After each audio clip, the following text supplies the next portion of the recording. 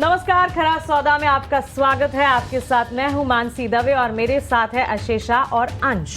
शुक्रवार की सुबह, लेकिन थैंक गॉड इट्स फ्राइडे वाला मोमेंट बिल्कुल नहीं है, क्योंकि बीती रात से ही ग्लोबल ट्रिगर्स हैं। भारतीय बाजार की अपनी उठापटक है, जिसके चलते ढेर सारी चीजें जो हैं, जो कि आने वाले 2.5 घंटे में हम आपके बीच रखने जा रहे हैं। देखिए, सबसे पहले तो ग्लोबल सेंटिमेंट की ही अगर बात करें, यूएस फेड ने उम्मीद के मुताबिक ब्याज दरों में 0.25% की कटौती की है। और क्लियरली आपको सबसे पहले बता देते हैं वो 4 बड़ी बातें जो कि आज इंपैक्ट कर सकती है मार्केट्स को। उसके बाद एक एक कर आगे बढ़ते हैं। ग्लोबल सेंटिमेंट्स अगर देखेंगे, इस वक्त क्लियरली सबसे बड़ा जो इवेंट था वो पैन आउट होता हुआ दिखा। यूएस फेड की तरफ से 0.25% की ब्याज दरों में कटौती। इसके ठीक बाद हम देख रहे हैं नैस्डैक और S&P रिकॉर्ड स्तर पर बीती रात बंद हुए। यानी कि यूएस के मार्केट्स में पर्टिकुलरली अगर आप देखें तो टेक्नोलॉजी हैवी इंडेक्स नैस्डैक और S&P में इसका एक पॉजिटिव इंपैक्ट देखने को मिला। भारतीय बाजार के लिए FIIs की बिकवाली जो है ये थमने का बिल्कुल नाम नहीं ले रही। इनफैक्ट FIIs की कैश और F&O दोनों में ही बड़ी बिकवाली के आंकड़े आते हुए देखने को मिले हैं। और कह सकते हैं कि बिकवाली जो है DIs कितना संभालेंगे, FIIs जितनी बिकवाली कर रहे हैं इसके ठीक सामने। नतीजों के लिहाज से अभी रिजल्ट सीजन ऑन है। Indian hotels, lupin, Emami, Cummins के अच्छे नतीजे आते हुए देखिए। कल बाजार बंद होने के बाद ये नंबर्स आपके सामने थे। आज इन नंबर्स पर बाजार रिएक्ट करता हुआ दिखेगा, तो इन स्टॉक्स, इन काउंटर्स पर नजर रहेगी। और आज इंपॉर्टेंट नंबर्स जो आने वाले हैं उसमें सबसे पहले तो SBI, much awaited banks and financials में SBI के नतीजों पर आज क्लियरली नजर रहेगी। Tata Motors, Ashok Leyland, PFC, Vedanta, LIC, सारी की सारी कंपनियां हैं जो कि अपने नतीजे आज के सत्र में पोस्ट करने जा रही है। लेकिन SBI पर खास तौर से हमें नजर रखनी होगी।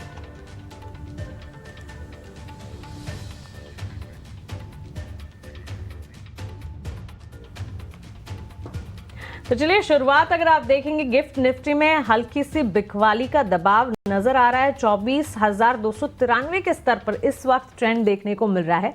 कल 12:30 बजे यूएस फेड का इंटरेस्ट रेट डिसीजन आया। उसके बाद 1 बजे जब जेरोम पॉवेल की कमेंट्री आई, सारी की सारी नजरें वहां पर थी। ब्याज दरों में जिस तरह से एक्सपेक्टेड था उसी तरह का आउटकम देखने को मिला। खासतौर से जेरोम पॉवेल का ये भी कहना था कि महंगाई का लक्ष्य जो है वो हासिल करने का भरोसा है। सारे के सारे सेंटिमेंट्स के ठीक बाद नैस्डैक और S&P में हमने एक अपमूव देखा। लेकिन इस वक्त अगर आप देखें, एशियाई बाजार ठीक ठाक है। गिफ्ट निफ्टी की तरफ से अगर आप देखेंगे, हल्की कमजोरी के साथ शुरुआत होती हुई दिख रही है। भारतीय बाजार की कल की कमजोरी हमें याद है। सेंटिमेंट्स, चलिए तैयार करते हैं स्ट्रैटेजी और शुरुआत एक बार ग्लोबल सेटअप समझकर। आशीषा, गुड मॉर्निंग। काफी सारे इवेंट्स और इवेंट्स के बीच भारतीय बाजार उठापटक, ग्लोबल सेटअप आज सुबह कैसा दिख रहा है? Good morning. बिल्कुल, गुड मॉर्निंग मानसी। तो हाँ, 25 बेसिस पॉइंट का रेट कट एक्सपेक्टेड था और वैसा ही निकल कर आया। लेकिन कमेंट्री जो निकल कर आई है वो थोड़ी सी कॉशियस है। तो इकोनॉमिक ग्रोथ में अनसर्टेनिटी है, वैसा उनका मानना है। और इसी के साथ उन्होंने कहा कि इन्फ्लेशन और अनएम्प्लॉयमेंट यहाँ पर भी उनकी सटीक नजर रहेगी। इसी के साथ लेबर मार्केट कंडीशंस, उसमें इंप्रूवमेंट तो दिखी है, लेकिन अनएम्प्लॉयमेंट रेट में भी इंक्रीज दिखा है, जिस पर भी उनकी नजर है। अभी तो 25 बेसिस पॉइंट का रेट कट अनाउंस किया है, लेकिन और रेट कट्स अगले कुछ महीनों में अनाउंस किए जा सकते हैं, उसके भी संकेत निकल कर आ रहे हैं। इसके बाद जैसे आपने बताया, अमेरिकी बाजारों में कल के ट्रेडिंग सेशन में तेजी दिखी। डाउ जोन्स की बात करें तो वहां पर एक्शन नहीं था, लेकिन नैस्डैक 100 300 अंकों की तेजी वहां पर दिखी और S&P 500 भी आधे से 1% की तेजी के साथ बंद होता हुआ नजर आया। यूरोपियन बाजारों की बात करें तो अमेरिका में फेड रेट कट की अनाउंसमेंट आई, लेकिन बैंक ऑफ इंग्लैंड ने भी अपने ब्याज दरें घटाई 25 बेसिस पॉइंट से। कैक में आधे % से ज्यादा की तेजी दिखी। डैक्स और फुट्सी यहाँ पर भी अच्छा एक्शन दिखा। इसी के साथ सोने और चांदी की बात कर लेते हैं। याद रखिए, परसों के ट्रेडिंग सेशन में ट्रंप के जीतने के बाद थोड़ी सी कमजोरी यहाँ पर दिखी थी। 3 से 5% की कमजोरी सोने और चांदी दोनों में दिखी थी, लेकिन कल फिर एक बार थोड़ा सा रिबाउंड दिखा। सोना $2,700 पर आउंस के आसपास 2% की तेजी यहाँ पर थी और चांदी में भी करीब 3% की तेजी कल के ट्रेडिंग सेशन में दिखी। लेकिन फेडरल रिजर्व की जो कमेंट जो निकल कर आ रहा है और 25 बेसिस पॉइंट का रेट कट अनाउंस किया है, उस पर विस्तार में चर्चा करने के लिए अब हमारे साथ संतोष राव भी जुड़ चुके हैं। संतोष, शुक्रिया समय निकालकर हमारे साथ जुड़ने के लिए। बताएं, 25 बेसिस पॉइंट का रेट कट एज एक्सपेक्टेड है, लेकिन कमेंट्री जो निकल कर आ रही है उस पर आपका क्या नजरिया है? आई थिंक कुछ आप जैसे बताया कि सरप्राइज तो कुछ नहीं था, it was expected 25 basis point. तो कमेंट्री में एक चीज वो बहुत निकल के आई है कि ही सेड कि देख he is happy the way the things are going. अभी भी लगता है कि अभी भी economy, the market is, I mean the policy is still very restrictive. तो और एक 25 बेसिस पॉइंट भी I think it's pretty much given December में। पर उनका कहना है कि everything is going on track, nothing to worry about। अभी है इन्फ्लेशन, तो he'll continue monitoring it। क्योंकि 2-3 बार सवाल कि अगर इकोनॉमी इतनी अच्छी है तो क्यों काट रहे हो आप। तो उनका कहना है कि अभी भी रिस्ट्रिक्टिव है, अभी कम करना है, क्योंकि बोरोइंग कॉस्ट क्या होता है, ये 10 ईयर रेट जो है वो बढ़ रहा है। एंड सारे मॉर्गेजेस और all that are based on the 10 year rate. So he needs to keep that down, to keep the employment going and keep the market growth going. तो आई थिंक उनका तो ड्यूअल मैंडेट है, एक तो employment और दूसरा prices. तो I think prices तो ठीक हो रहा है, धीरे धीरे कम हो रहा है। तो उनका एम्प्लॉयमेंट पे भी नजर है कि ज्यादा अगर 10 ईयर बहुत ही ज्यादा हो गया तो बहुत ही रिस्ट्रिक्टिव हो जाएगा। तो आई थिंक वो एक चल रहा है। तो overall he said things are fine. तो उनका कहना है कि he is happy, he said, that's his exact words. Hi, good morning. Mansi this side. Overall things are fine. महंगाई के लक्ष्य हासिल करने का भी भरोसा जताया, लेकिन टू थिंग्स, एक तो ग्लोबल सेंटिमेंट्स और एक भारतीय बाजार के लिए आपसे जानना चाहेंगे। सबसे पहले तो महंगाई के लक्ष्य को हासिल करने का भरोसा, जितने कन्विक्शन से हर बार मिस्टर पावल बताते हैं उतना कन्विक्शन नहीं दिखा। और एक और चीज़ भी थी, जब रिपोर्टर्स ने उन्हें पूछा कि ब्याज दरों में कटौती अगर नहीं की तो अब जो नई मैनेजमेंट है, नई सरकार है, वो स्ट्रिक्ट एक्शंस ले सकती है।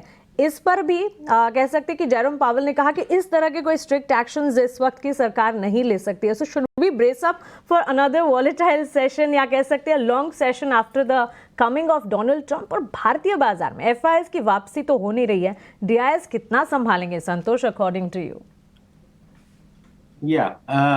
आई थिंक उन्होंने सीधे बताया कि ये पॉलिटिकल प्रेशर तो है नहीं, और he is not worried about Donald Trump. वो अपना काम करते रहेंगे, उनका कहना है। तो यस, डोनाल्ड ट्रंप के जो पॉलिसीज है, जो थोड़ी देर लगेगी वो इम्प्लीमेंट होने, पर वो इन्फ्लेशनरी है। अगर वो टैरिफ्स लगाएंगे एंड ये सब टैक्स ब्रेक्स देंगे, सब हर जगह टिप्स पे और एवरी सोशल सिक्योरिटी पे, अगर ऑल दोज आर इम्प्लीमेंटेड तो वो शायद इन्फ्लेशनरी है। But it will take some time to do come into प्ले। पर वो I don't think he is worried about that. वो चलते रहेगा।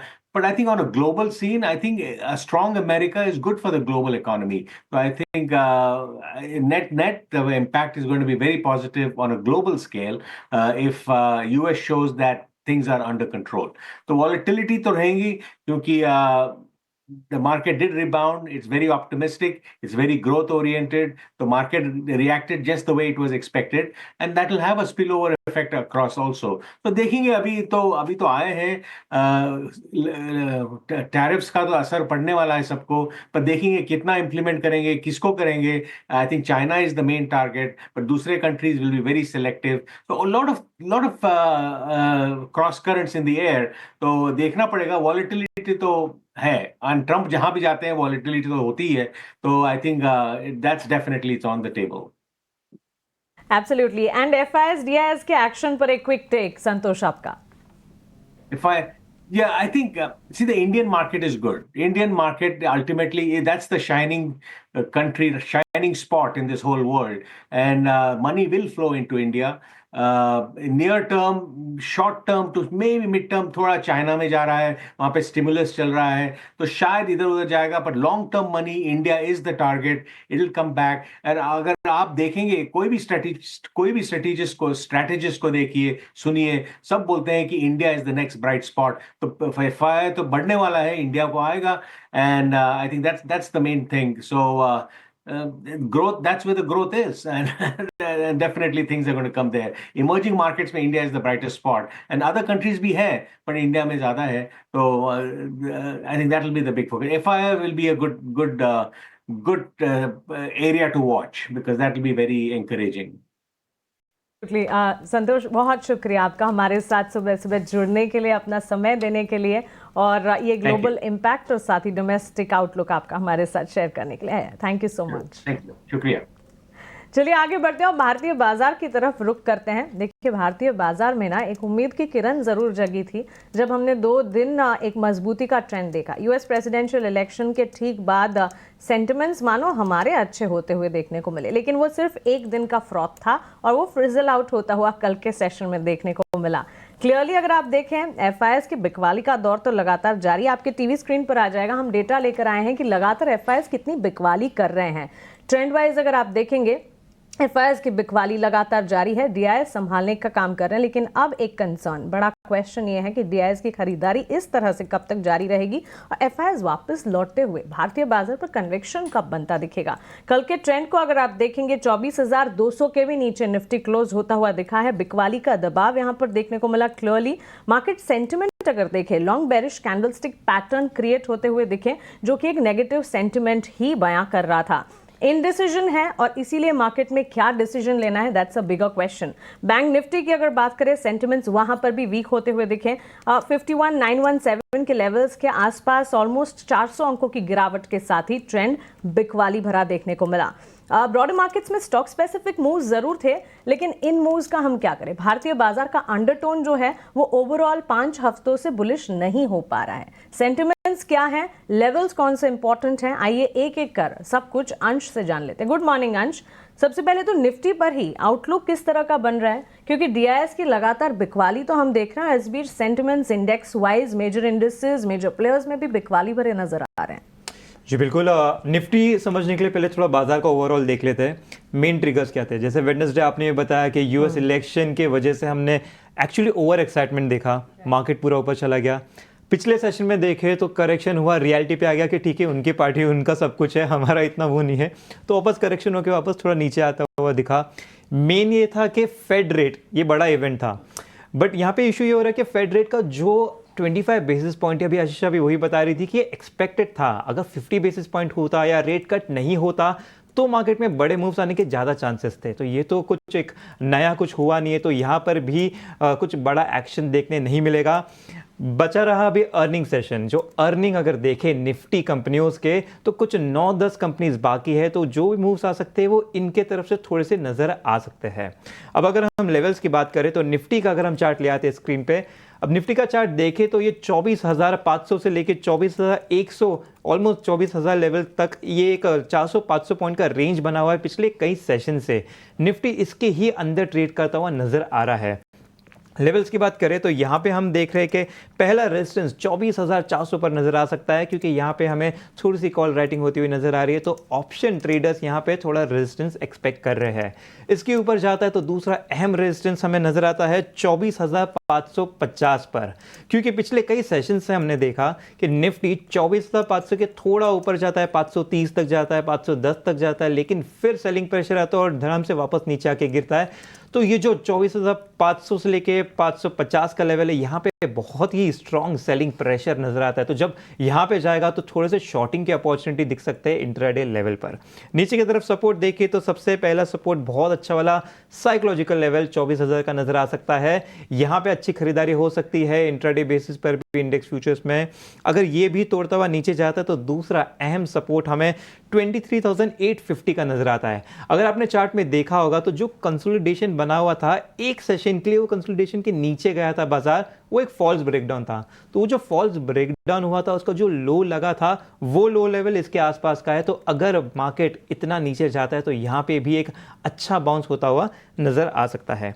इंडेक्स फ्यूचर्स की बात करें तो यहाँ पे तो शॉर्ट बिल्टअप बनता हुआ नजर आ रहा है। ओपन इंटरेस्ट 3% से बड़ा है। जैसे कि मानसी ने भी बताया बेरिश कैंडलस्टिक बना था, तो यस यहाँ पे काफी बेरिश सेंटिमेंट बनता हुआ नजर आया है पिछले सेशन में। इंडेक्स फ्यूचर में ऑप्शंस की बात करें तो सबसे एक्टिव कॉल राइटिंग चल रही है 24,500 पर, जो कि कंसोलिडेशन का अपर रेंज भी है। तो ये बहुत ही अहम रेजिस्टेंस है जहां पे एक बहुत स्ट्रॉन्ग सेलिंग प्रेशर नजर आ सकता है। नीचे की तरफ देखें तो पुट बाइंग चल रही है 24,200 पर। निफ्टी इसके थोड़ा नीचे ही ट्रेड कर रहा है, तो ऑप्शन ट्रेडर्स एक्सपेक्ट करें कि निफ्टी इसके नीचे ही रहे, उसके नीचे ही ट्रेड करे। अगर पीसीआर की बात करें तो पीसीआर निफ्टी का 0.65 नजर आता है, तो ये बताता है कि कॉल्स ज़्यादा ट्रेड हो रहे हैं, यानी कि कॉल राइटिंग बहुत चल रही है, ऊपर की तरफ काफ़ी स्ट्रॉन्ग रेजिस्टेंस देख रहे हैं ऑप्शन ट्रेडर्स। बिल्कुल, तो ये रणनीति निफ्टी पर। लेकिन अंश, बैंक निफ्टी की बात करें तो वहां पर भी इस हफ्ते काफ़ी वॉलेटिलिटी दिखी है। सोमवार को 500 बेसिस पॉइंट की गिरावट दिखी, उसके बाद 1000 अंकों की तेजी मंगलवार को, और कल के ट्रेडिंग सेशन में फिर एक बार बिकवाली दिखी 500 अंकों की। तो बैंक निफ्टी पर कौन से लेवल्स पर नजर रखनी चाहिए? बिल्कुल, निफ्टी बैंक का एक्चुअल चार्ट बहुत इंटरेस्टिंग है। अगर इसका आप चार्ट देखें, चार्ट लगा रखना स्क्रीन पे, तो जो निफ्टी बैंक का जो हमारा स्पेशल चार्ट है वो रख दीजिए, ठीक है। जो 100 डीए में अगर आप देख रहे हैं, ये जो लाल लाइन बनी हुई है, निफ्टी बैंक इसके ही आसपास ट्रेड करता हुआ नजर आ रहा है। पिछले कुछ 25 सेशन से हम देख रहे हैं कि निफ्टी बैंक इसके थोड़ा ऊपर जाता है, थोड़ा नीचे आता है, कुछ 2.5% का ही डिविएशन नजर आता है इससे। जब भी ऊपर जाता है 100 डीए में उसको नीचे खींच लेता है, नीचे आ रहा है तो नीचे से ऊपर खींच ले रहा है। तो जब तक इसके इर्द गिर्द में ही है, 2.5% के इसके आसपास के रेंज में ही है, तब तक एक कंसोलिडेशन ही एक्सपेक्ट कर सकते हैं। अगर यहाँ पे हम लेवल्स की बात करें तो पहला रेजिस्टेंस 52,300 पर दिख सकता है, जो कि प्रीवियस सेशन का हाई भी है, जहां से हमने सेलिंग देखा था। तो वापस यहां पर थोड़ी सेलिंग एक्सपेक्ट की जा सकती है, वहां पे शॉर्टिंग के अपॉर्चुनिटीज दिख सकते हैं। अगर उसके ऊपर जाता है तो 52,800 का बहुत अहम रेजिस्टेंस है। कुछ सेशंस पहले हमने देखा था, शायद 3 अक्टूबर की बात होगी, तब हमने एक गैप डाउन देखा था। तो ये गैप जहां पर कवर होता है वो है ये लेवल 52,800 का। गैप में हमेशा हमें सेलिंग प्रेशर या बाइंग प्रेशर दिखता है, तो इसलिए अगर वहां तक जाता तो यहाँ पे हमें सेलिंग होता हुआ नजर आ सकता है। सपोर्ट की बात करें तो नीचे के तरफ 51,500 पर पहला अच्छा सपोर्ट नजर आ सकता है। वहां पे थोड़ी पुट राइटिंग चल रही है, तो पुट ट्रेडर्स वहां पे सपोर्ट देखते हैं। वहां से अगर नीचे टूटता है तो सीधे फिर 50,900 का बहुत अहम रेजिस्टेंस है। ट्यूसडे के दिन हमने एक बहुत अच्छी खरीदारी जो देखी थी, उसका लो ये लेवल के आसपास था, तो यहाँ पे एक अच्छा बाउंस दिख सकता है अगर हमें इतनी बड़ी गिरावट नजर आई तो। इंडेक्स फ्यूचर की बात करें तो हमें हल्का शॉर्ट बिल्डअप नजर आया है, करीबन कुछ 2% से ओपन इंटरेस्ट बढ़ता हुआ नजर आया था, तो यहाँ पे थोड़ा सा नेगेटिव सेंटिमेंट बनता हुआ नजर आता है। अगर इंडेक्स ऑप्शंस की बात करें तो कॉल राइटिंग जो सबसे ज़्यादा चल रही है वो चल रही है 52,500 पर, ये हमारा रेजिस्टेंस लेवल भी है। ऑप्शन ट्रेडर्स भी यही लेवल से अग्री करते हो, तो यहाँ पे एक स्ट्रॉन्ग रेजिस्टेंस दिख सकता है। अगर हमें कोई भी डायरेक्शन पकड़ना है ऊपर की तरफ या नीचे की तरफ, तो निफ्टी बैंक का जो 100 डीएमए के पास ही घूम रहा है, 2.5% ऊपर 2.5% नीचे, इस रेंज के बाहर निकलना जरूरी है कोई भी एक पर्टिकुलर ट्रेंड पकड़ने के लिए।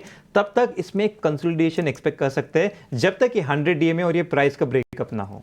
एब्सोल्युटली, तो सपोर्ट जो है 51,500 के levels on the face of it, और रेजिस्टेंस जो है ये 52,300 के स्तर पर। बैंक निफ्टी, बैंक्स फाइनेंशियल्स वैसे बाजार को संभालने का काम जरूर कर रहे हैं, लेकिन निफ्टी और बैंक निफ्टी में जो इंपॉर्टेंट सपोर्ट और रेजिस्टेंस लेवल्स है, इस पर खास तौर से ध्यान रखें, क्योंकि ये रेंजेस हैं, इन रेंजेस को एक बार बाजार अगर स्ट्रांगली पकड़ कर रखता है, कुछ सेशंस तक पकड़ कर रखता है, तभी अंडरटोन जो है वो कॉन्फिडेंस के साथ पॉजिटिव होता हुआ नजर आएगा। इस पर स्ट्रैटेजी हमारे एक्सपर्ट से भी जानेंगे, लेकिन एफआईएस डीआईएस के आंकड़े भी आपके टीवी स्क्रीन पर लेकर आते हैं। लगातार एफआईएस की बिकवाली कैश मार्केट में हम देख रहे हैं, और इसी के ठीक सामने डीआईएस की खरीदारी का सिलसिला भी जारी है। 1 नवंबर से लेकर 7 नवंबर तक, यानी कि कल के ट्रेडिंग सेशन तक किस तरह के ट्रेंड देखने को मिले, इस पर नजर डालनी चाहिए। और विक्स भी जो है कंफर्टेबल लेवल पर अब भी आता हुआ नहीं दिखा है। देखिए 15 के लेवल्स के इर्द गिर्द वॉलेटिलिटी नजर आ रही है, लेकिन 13, 14 अगर हो जाती है, वहां से कंफर्ट और डेवलप होता हुआ दिखेगा। अच्छा अंश, ये बैन में कोई स्टॉक्स आ नहीं रहे थे, आई थिंक अब फाइनली नई सीरीज में 2 शेयर्स हैं जो बैन में आए हैं, और साथ ही इंडेक्स फ्यूचर्स की पोजीशनिंग एफआईआईज और रिटेल ट्रेडर्स के लिए कैसी दिख रही है? जी बिल्कुल, हाँ, बैन में आ रही नहीं तो यूजुअली जब सीरीज़ की शुरुआत होती है तब जो वो MWPL है, लिमिट होता है, जब उसको पार करता है तब यहाँ पे मोस्टली दिखता है, इसलिए स्टार्टिंग में ज़्यादा करके नहीं आते स्टॉक्स बैन में। अब देखें तो यहाँ पे आदित्य बिरला फैशन और ग्रैनुअल्स आ चुका है, तो धीरे धीरे अभी हम देखेंगे कि आने वाले सेशंस में भी बहुत सारे स्टॉक्स बैन में आते हुए नजर आ सकते हैं, क्योंकि एक्शन होता हुआ नजर आ रहा है फ्यूचर्स ऑप्शंस में। अब जैसे कि अभी आप बता रहे थे इंडेक्स फ्यूचर का एक्शन, तो हम FII पोजीशन से शुरुआत करेंगे। पिछले सेशन में देखें तो FII ने थोड़े से लॉन्ग कॉन्ट्रैक्ट ऐड किए थे, सिर्फ 500 कॉन्ट्रैक्ट। शॉर्ट कॉन्ट्रैक्ट देखें तो 19,200 कॉन्ट्रैक्ट ऐड किए थे। नेट टू नेट बेसिस पे देखा जाए तो ऑलमोस्ट 18,700 कॉन्ट्रैक्ट ऐड करते हुए नजर आए थे नीचे के तरफ। तो FII कंटिन्यूसली यहाँ पे बेरिश होते हुए नजर आ रहे हैं। ये पिछले कुछ 1 महीने से हम नजर आ रहे हैं। जो उनका टोटल लॉन्ग पोजीशन देखे अभी 24% पर है। एक महीने पहले ये 80% पे था। तो जो पूरी गिरावट आई है वो इनके शॉर्ट पोजीशन और ऐड करने से आई है, ऐसा एक क्रेडिट इनको भी दे सकते हैं। लेकिन एट द सेम टाइम अगर हम रिटेल पोजीशन देखें तो ये बाय ऑन डिप्स की स्ट्रैटेजी यूज कर रहे हैं, क्योंकि जितनी भी गिरावट आ रही है पिछले एक महीने में ये कंटिन्यूसली खरीदते जा रहे हैं। कैश मार्केट में भी सेम देख रहे हैं, इंडेक्स फ्यूचर में भी सेम हाल चल रहा है। अगर पिछले सेशन में भी देखें तो रिटेल पोजीशन ने कॉन्ट्रैक्ट वाइज कुछ 27,700 कॉन्ट्रैक्ट ऐड किए ऊपर की तरफ। शॉर्ट हल्का सा ऐड हुआ है। नेट टू नेट बेसिस पे भी देखिए तो 25,000 कॉन्ट्रैक्ट ऐड होते हुए नजर आए हैं लॉन्ग साइड पे। इसी के साथ इनके टोटल लॉन्ग पोजीशन अभी 67% हो चुका है। एक महीने ये 30% था, अब 67 हो चुका है। तो ये कंटिन्यूसली पॉजिटिव होते हुए नजर आ रहे हैं। तो ये जो बाजार है ये एफआई वर्सेस रिटेल का चल रहा है, भले वो कैश मार्केट हो या इंडेक्स फ्यूचर्स हो। बिल्कुल। तो कैश मार्केट इंडेक्स फ्यूचर्स में एफआईआईज वर्सेस डीआईआईज की ये फाइट बरकरार। और याद रखें दो स्टॉक्स एफएनओ बैन में रहेंगे, Aditya Birla fashion and retail और ग्रैन्यूल्स। अंश, शुक्रिया पूरी डिटेल्स के साथ हमारे साथ जुड़ने के लिए। लेकिन आगे बढ़ते हैं, वैशाली पारेख और किरण जानी भी अब हमारे साथ जुड़ चुके हैं। वैशाली, सबसे पहले आपसे पूछना चाहूंगी, कल 300 अंकों की तेजी निफ्टी पर दिखी, 24,200 के नीचे फिसलता हुआ, लेकिन आज क्या ये बिकवाली का ट्रेंड कंटिन्यू हो सकता है? Very good morning all of you. So देखा कि प्रीवियस डे हमने देखा एक मार्केट ने एक अपवर्ड मूव दिया, कल दोबारा एक सेलिंग प्रेशर दिखा। सो नाउ वेल बायस करेक्टिव ही लग रहा है। 24,180 170 लेवल्स अगर हम तोड़ते हैं right now, it's a make or break level. तो अगर ये टूटता है तो फिर we are going towards downside आ सकती है 24,100 टू 24,000 लेवल्स। और उसी अनुसार आप देखेंगे बैंक निफ्टी ऑल्सो काफी करेक्टिव मूव दिख रहा है, बट ये भी एक सपोर्ट पे ही है। 51,750 51,800 का एक सपोर्ट है, अगर वो टूटता है तो फिर इसमें भी करेक्टिव मूव आ सकता है। सो फिलहाल मोस्ट ऑफ द सेक्टर्स जो अभी स्ट्रांग भी दिख रहे थे, जैसे कि फार्मा, आईटी सेक्टर, कल हमने देखा दोबारा एक सेलिंग प्रेशर आया है। So very hard to tell कौन सा सेक्टर मार्केट को सपोर्ट करेगा, बट फिलहाल बायस इज आइदर साइडवेज या करेक्टिव। या तो करेक्टिव यहाँ पर एक्शन नजर आ सकता है। और सेंटिमेंट वाइज भी अगर आप देखेंगे, डिफेंसिव्स भी बाजार को संभाल नहीं पा रहे हैं। मार्केट हर इवेंट चाहे फिर ग्लोबल हो या डोमेस्टिक हो इस पर रिएक्ट कर रहा है, लेकिन बड़ा कंसर्न जो कि लगातार हम कह रहे हैं, विदेशी संस्थागत निवेशकों की वापसी नहीं हो रही। किरण जानी हमारे साथ जुड़ गए हैं, उनसे भी जानते हैं कि आज के बाजार के लिए क्या सेंस बन रहा है। किरण, गुड मॉर्निंग, स्वागत है आपका 18 आवर स्वदेश में। बताइए स्ट्रैटेजी के लिए आज रणनीति क्या बनाएंगे? हफ्ते का आखिरी कारोबारी सत्र, लेकिन कई सारे इवेंट्स एंड बिगर नंबर्स भी हैं जिसे डाइजेस्ट करना है मार्केट्स को during the day. Very good morning everyone. So overall अगर आप मार्केट देखें तो काफी एक टाइट रेंज के अंदर चल रहा है निफ्टी बैंक निफ्टी। लेकिन स्टॉक स्पेसिफिक कोई स्टॉक है या तो कोई सेक्टर है जहाँ पे हमें लग रहा है कि तेजी कंटिन्यू रह सकती है। जैसे फेड का पॉलिसी रेट कट है, उसके चलते आईटी स्टॉक के अंदर हम देख सकते हैं कि एक अच्छी खासी मूव आ सकती है। सो आईटी के स्टॉक से हम विप्रो सजेस्ट कर रहे हैं। डेली चार्ट के ऊपर आप देखोगे जो एक असेंडिंग ट्रायंगल पैटर्न ब्रेकआउट है, 565 40 का एक क्लस्टर रेजिस्टेंस को क्रॉस कर दिया है। तो 560 के आसपास की क्लोजिंग हम विप्रो लॉन्ग करके जाएंगे। 600 तक की टारगेट हम 1 से 2 दिन में एक्सपेक्ट कर सकते हैं and 540 as a stop loss हमें मेंटेन करना रहेगा। तो विप्रो हमारा पहला कॉल रहेगा। दूसरा जाइडस लाइफ रहेगा। जाइडस लाइफ में अगर आप देखोगे सॉरी जाइडस वेलनेस रहेगा। अगर जाइडस वेलनेस आप देखोगे तो ओवरऑल एक फॉलिंग चैनल ब्रेकआउट हमें देखने को मिल रहा है। स्टॉक ने 200 डेज मूविंग एवरेज के आसपास सपोर्ट लिया है, बुलिश डाइवर्जेंस हमें देखने को मिल रहा है और इंट्राडे चार्ट्स के ऊपर एक inverted head and shoulder pattern है। तो 2000 के ऊपर अगर आज स्टॉक टिक जाता है तो there are very good chances कि हम शॉर्ट टर्म में एक अच्छे टारगेट देख सकते हैं। तो 2100 के टारगेट के लिए हम जाइडस वेलनेस बाय करेंगे 1960 के स्टॉप लॉस के साथ। तो विप्रो एंड जाइडस वेलनेस हमारे दो प्रेफर्ड पिक रहेंगे। जाइडस लाइफ साइंसेज पर खरीदारी की राय, 2100 रुपए प्रति शेयर का लक्ष्य और 1960 का स्टॉप लॉस बनाकर रखे। लेकिन वैशाली, आपके स्टॉक स्पेसिफिक आइडियाज? कल हमने देखा एक्चुअली कैश कैटेगरी में मुझे काफी कंफर्ट लग रहा है।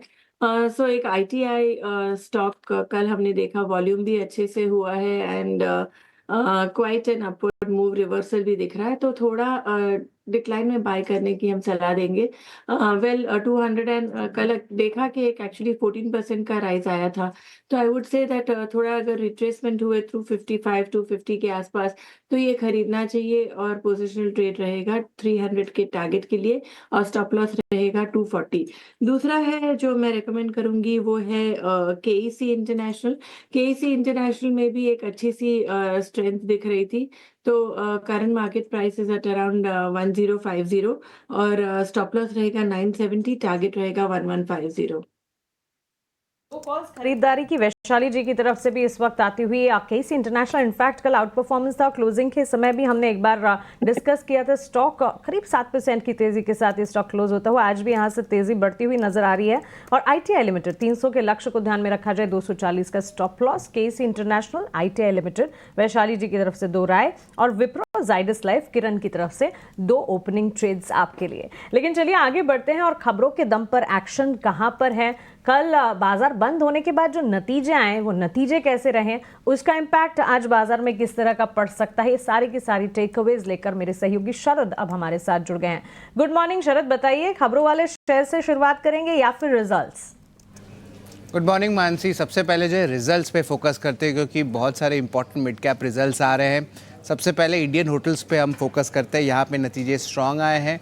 मैनेजमेंट की कमेंट्री भी देखें, स्पेशली जो सेकेंड हाफ आने वाला है यहाँ पे स्ट्रेंथ देखने मिल रही है। उन्होंने कहा कि जो वेडिंग सीज़न है इस साल जो है ऑलमोस्ट 30% ज़्यादा होने वाला है लास्ट ईयर के सेकेंड हाफ से अगर कंपेयर करें तो। और ओवरऑल जो ट्रेंड्स आ रहे हैं, जो एवरेज रेवेन्यू जो पिकअप्स होती है, जो ऑपरेशनल आंकड़े होते हैं, उसमें भी स्ट्रेंथ देखने मिल रही है ये हॉलीडे सीजन में और ये स्पिल ओवर हो सकती है मार्च के क्वार्टर में भी। कमिंस इंडिया की बात करें तो सारे ही फंड्स में जो आप कह सकते हैं एबिटा ले लीजिए, रेवेन्यू ले लीजिए, सब में जो है बीट किया है एस्टिमेट्स और ओवरऑल डोमेस्टिक बिजनेस में भी वॉल्यूम ग्रोथ में स्ट्रेंथ आया है। मैनेजमेंट कमेंट्री भी जो है स्ट्रांग रही है डोमेस्टिक बिजनेस को लेके। हालांकि थोड़ी मिक्स कमेंट्री रही है अगर आप बात करें ग्लोबल बिजनेस को लेके, जो यहाँ से एक्सपोर्ट कंपनी करती है। लुपिन की बात करें तो स्ट्रॉन्ग सेट ऑफ नंबर्स आया है, जेनरिक्स बिजनेस में एक अच्छी परफॉर्मेंस आई है और US मार्केट में भी जो है एक अच्छी कमेंट्री कंपनी ने पास किया है। एस्ट्रल हमारा आखिरी जो अगला स्टॉक रहेगा, यहाँ पे कमज़ोर नतीजे देखने मिले हैं। यहाँ पे देखें तो मार्जिन्स में भी दबाव आया है, लगभग 80 बेसिस पॉइंट्स का ईयर ऑन ईयर बेसिस पे गिरावट देखने मिला है। सेल की बात करें तो रियलाइजेशंस जो है वो कम हुई हैं, डेट लेवल्स भी एलिवेटेड है और ओवरऑल जो नतीजे आए हैं वो अनुमान से कम देखने मिले हैं। गुजरात स्टेट पेट्रोनेट की बात करें तो यहाँ पे ओवरऑल कमज़ोर नतीजे देखने मिले और मार्जिन्स में देखें तो ज़्यादा आप कह सकते हैं कंप्रेशन देखने मिला है, लगभग 10% का अगर हम सीक्वेंशियली देखें तो। NHPC के largely inline set of number है, रेगुलेटेड बिजनेस में भी जो है ज़्यादा इम्पैक्ट नहीं पड़ा है, बट याद रखिए जो मानसून सीज़न बढ़ा है उसके कारण थोड़ी इम्पैक्ट नंबर्स में ज़रूर आई और मार्जिन्स में भी लगभग 140 बेसिस पॉइंट्स का गिरावट आया है।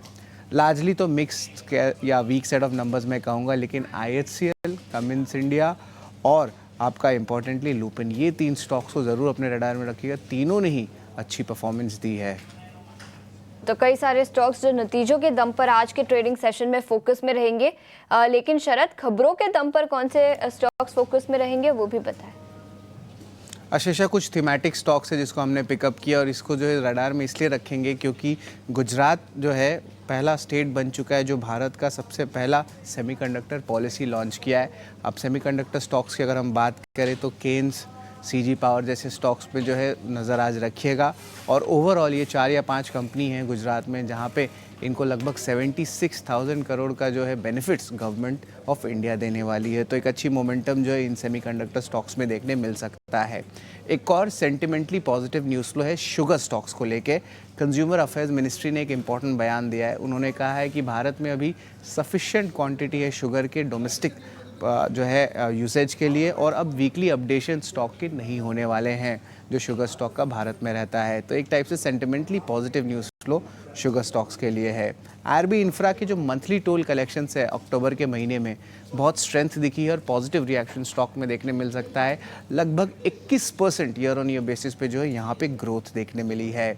बोरोसिल रिन्यूएबल्स की बात करें तो यहाँ पे मिनिस्ट्री ऑफ कॉमर्स और इंडस्ट्री ने इनिशिएट कर दिया है anti dumping duty investigation. 2 countries के लिए है ये एक सोलर ग्लास का, चाइना और वियतनाम का। तो एक टाइप से पॉजिटिव रहेगा ये कंपनी के लिए क्योंकि कंपनी खुद एक डोमेस्टिक जो है सप्लायर है सोलर ग्लास के लिए।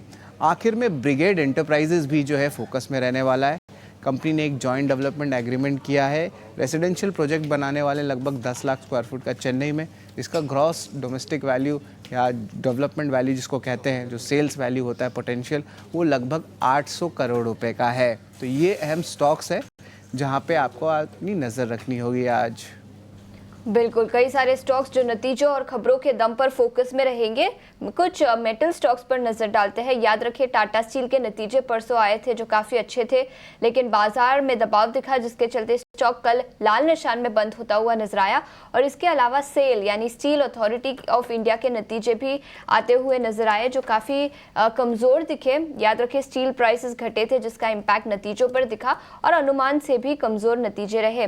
किरण, आपसे पूछना चाहूंगी स्टील स्टॉक्स पर आपकी क्या राय रहेगी? पिछले कुछ दिनों में स्टॉक्स में तेजी भी दिखी है, चाइना के स्टिमुलस मेजर्स भी आज आते हुए नजर आ सकते हैं, तो अगर कुछ काफी पॉजिटिव आता है तो सभी स्टील स्टॉक्स में तेजी भी दिखाई दे सकती है, लेकिन सेल और टाटा स्टील इन दोनों स्टॉक्स पर आपकी राय? तो सेल की अगर हम बात करें तो ओवरऑल रिसेंटली हमने डेली चार्ट के ऊपर एक रिवर्सल पैटर्न दिखा है, लेकिन कहीं ना कहीं कल की जो मार्केट में गिरावट थी उसमें वो रिवर्सल पैटर्न शायद फेल होता हुआ दिखे, तो कंडीशनल बाय रहेगा हमारा 125 के ऊपर। अगर आज सेल का काउंटर ओपन होता है तो definitely we would like to go long. 125 के ऊपर अगर सस्टेन कर गया सेल का काउंटर तो there are very good chances कि हम आने वाले समय में 140 तक की एक रैली भी देख सकते हैं। तो 125 के ऊपर आप बाई कीजिए, 120 का स्टॉप लॉस है और 140 के टारगेट के लिए हम ये ट्रेड करेंगे, लेकिन अगेन 125 के ऊपर सस्टेन करें तो ही हमें बाई करना है।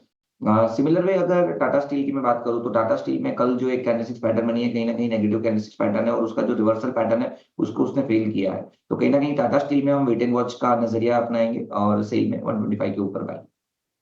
बिल्कुल, तो ये राय टाटा स्टील और इसके साथ सेल जिसके नतीजे भी आए हैं। हॉस्पिटैलिटी सेक्टर से इंडियन होटल्स पर नज़र डालेंगे। नतीजे काफ़ी अच्छे रहे और नवंबर और दिसंबर में हॉलिडे का माहौल होता है तो उसका भी इम्पैक्ट दिखेगा। मैनेजमेंट कमेंट्री पर भी नज़र रहेगी, लेकिन ब्रोकरेज रिपोर्ट्स भी काफ़ी पॉजिटिव है। इन्वेस्टेक ने लक्ष्य बढ़ाकर 742 रुपये प्रति शेयर कर दिया है, तो काफ़ी positive brokerage reports. Vaishali, Indian hotels इस स्टॉक पर क्या राय होगी?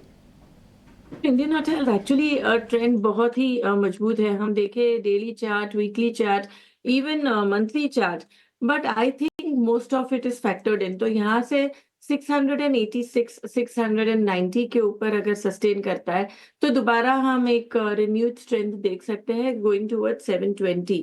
सो फिलहाल एक नैरो रेंज में चल रहा है, तो आवश्यक है 690 के ऊपर सस्टेन करे तो we can expect higher targets.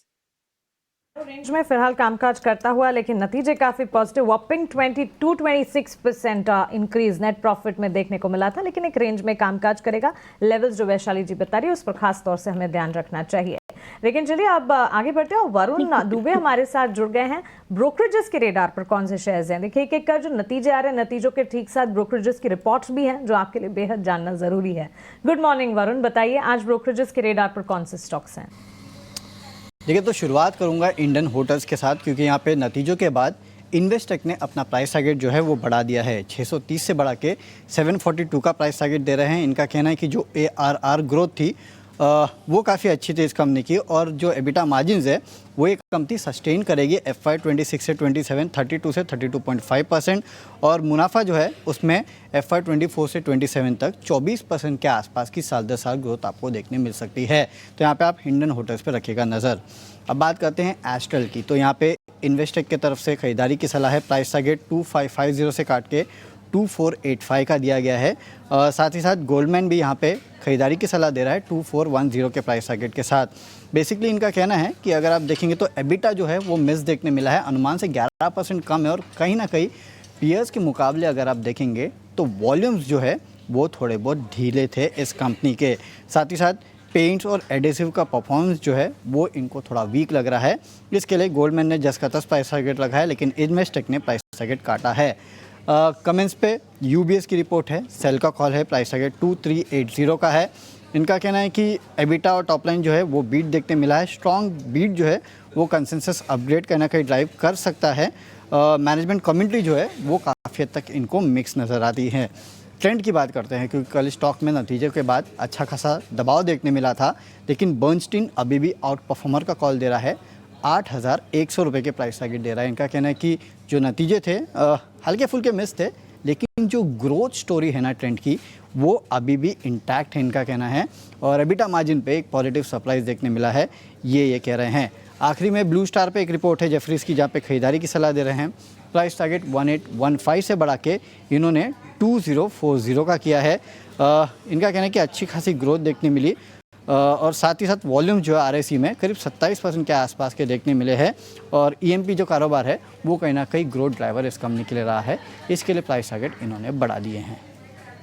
तो वरुण, शुक्रिया आपका ये ब्रोकरेजेस के रिपोर्ट्स हमारे साथ शेयर करने के लिए। तो बाजार क्लियरली जो है इस वक्त काफ़ी सारे नतीजे डाइजेस्ट कर चुका है और इस वक्त बैंक्स, फाइनेंशियल्स और साथ ही कंजम्पशन थीम के नंबर्स हैं जो कि लगातार फोकस में है। इंडियन होटल्स पर जिस तरह से आप देख रहे हैं पॉजिटिव यहाँ पर आउटलुक और इन्वेस्टेक की रिपोर्ट आती हुई दिख रही है। आज एसबीआई के नतीजों पर इंतजार रहेगा। एस्ट्रल, साथ ही कमिंस, ट्रेंट कल नतीजे ठीक ठाक आए लेकिन उसके बाद भी बर्नस्टीन की तरफ से एक पॉजिटिव रिपोर्ट है और ब्लू स्टार पर जेफरीज की पॉजिटिव रिपोर्ट। ये सारे के सारे स्टॉक्स पर चढ़ाव का माहौल है लेकिन इस उतार चढ़ाव में भी नतीजे हैं जो कि बाजार में लगातार मोमेंटम जो है वो बरकरार रख रहे हैं। एक एक कर सारे नंबर्स आते जा रहे हैं और उसके ठीक साथ ब्रोकरेजेस के भी रिपोर्ट, लेकिन नतीजों के इतर भी जो रिपोर्ट्स आए हैं काफी इंटरेस्टिंग यहाँ पर देखने को मिल रहे हैं। ब्लू स्टार पर जेफरीज की एक रिपोर्ट है, खरीदारी की राय और टारगेट प्राइस जो है इन्होंने 1815 से बढ़ाकर 2040 कर दिया है। कल के सत्र में करीब 5.5% की बिकवाली यहाँ पर देखने को मिली थी। मार्केट के डाउनट्रेंड के साथ ही यहाँ पर नजर आ रहा था कि गिरावट का ट्रेंड ब्लू स्टार पर। टेक्निकली वैशाली जी, आपको ये चार्ट्स कैसे नजर आ रहे हैं?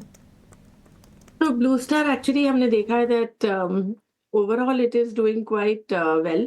1881 का भाव है, बट कल जो हमने देखा जो कैंडल एक बेरिश कैंडल बनी है, सो चार्टिकली आई थिंक थोड़ी वीकनेस जरूर दिख रही है। But now from here on what is important is 1750 1750 का सपोर्ट नहीं टूटना चाहिए। अगर वो टूटता है तो फिर it can call for a further corrective move. So I think wait and watch, but जिस तरह से इंडिकेटर दिख रहे हैं फॉलो ऑन सेलिंग अगर आई तो और भी करेक्टिव मूव आ सकता है। तो Blue Star wait and watch की रणनीति वैशाली जी की तरफ से आती हुई ब्रोकरेजेस के रेडार पर भी ये स्टॉक इस वक्त नजर आ रहा है। लेकिन नतीजों की अगर बात करें, लिटरली अगर आप देखें ल्यूपिन्स और कमिंस के अच्छे नंबर्स आते हुए दिखें। कमिंस के चार्ट्स को एक बार पुल अप करेंगे। किरण, आपसे जानना चाहेंगे ऑलमोस्ट 37% का अपमूव कंपनी के मुनाफे के फ्रंट पर, और ल्यूपिन की भी रेवेन्यूज की अगर बात करें अच्छे खासे एक्शन के साथ मार्जिन में भी सुधार देखने को मिला। फार्मा, हेल्थ केयर, डायग्नोस्टिक पर भी लगातार हमारी नजर रहती है और ये डिफेंसिव के तौर पर बाजार को संभालने का भी काम करते हैं। पोस्ट रिजल्ट्स किस तरह के रिएक्शंस ल्यूपिन में और साथ ही कमिंस में देखेंगे आप? की हम बात करें तो ओवरऑल फार्मा के अंदर कल के सत्र में जिस तरह से हमने सेल ऑफ देखा है, कहीं ना कहीं थोड़ा वीकनेस यहाँ पे कंटिन्यू रह सकता है। नो डाउट एक बेहतरीन सपोर्ट के आसपास है। 2100 से लेके 2080 का मल्टीपल सपोर्ट हमने देखे। लास्ट टाइम भी हमने देखा था कि 2070-80 से ही एक बुलिश रिवर्सल कैंडलस्टिक पैटर्न भी बना था। तो थोड़ा वेट एंड वॉच अप्रोच रखेंगे लुपिन के लिए। जिनके पास है वो 2070 के एक स्टॉप लॉस के साथ होल्ड रखे। नई खरीदारी के लिए थोड़ा वेट एंड वॉच कीजिए। जहां कमिंस की अगर हम बात करें तो 200 डेज मूविंग एवरेज के आसपास उसने अच्छा खासा सपोर्ट लिया है। एक फॉलिंग ट्रेंड लाइन ब्रेकआउट हमें इंट्राडे चार्ट्स के ऊपर भी दिख रहा है। तो कहीं ना कहीं कमेंट्स के ऊपर डेफिनेटली आप लॉन्ग पोजीशन कर सकते हैं। 3500 से लेकर 3550 के बीच में एक पोजिशनल स्टॉप लॉस जो हमें रखना है वो 3480 का रखना है। अगर 3480 ब्रेक नहीं होता है तो देयर आर हाई चांसेस कि हम ऊपर में 4000 तक के लेवल देख सकते हैं कमेंट्स में आने वाले टाइम में। तो कमेंट्स आप बाय कर सकते हैं। लुपिन के लिए थोड़ा वेटिंग वॉच करना चाहिए।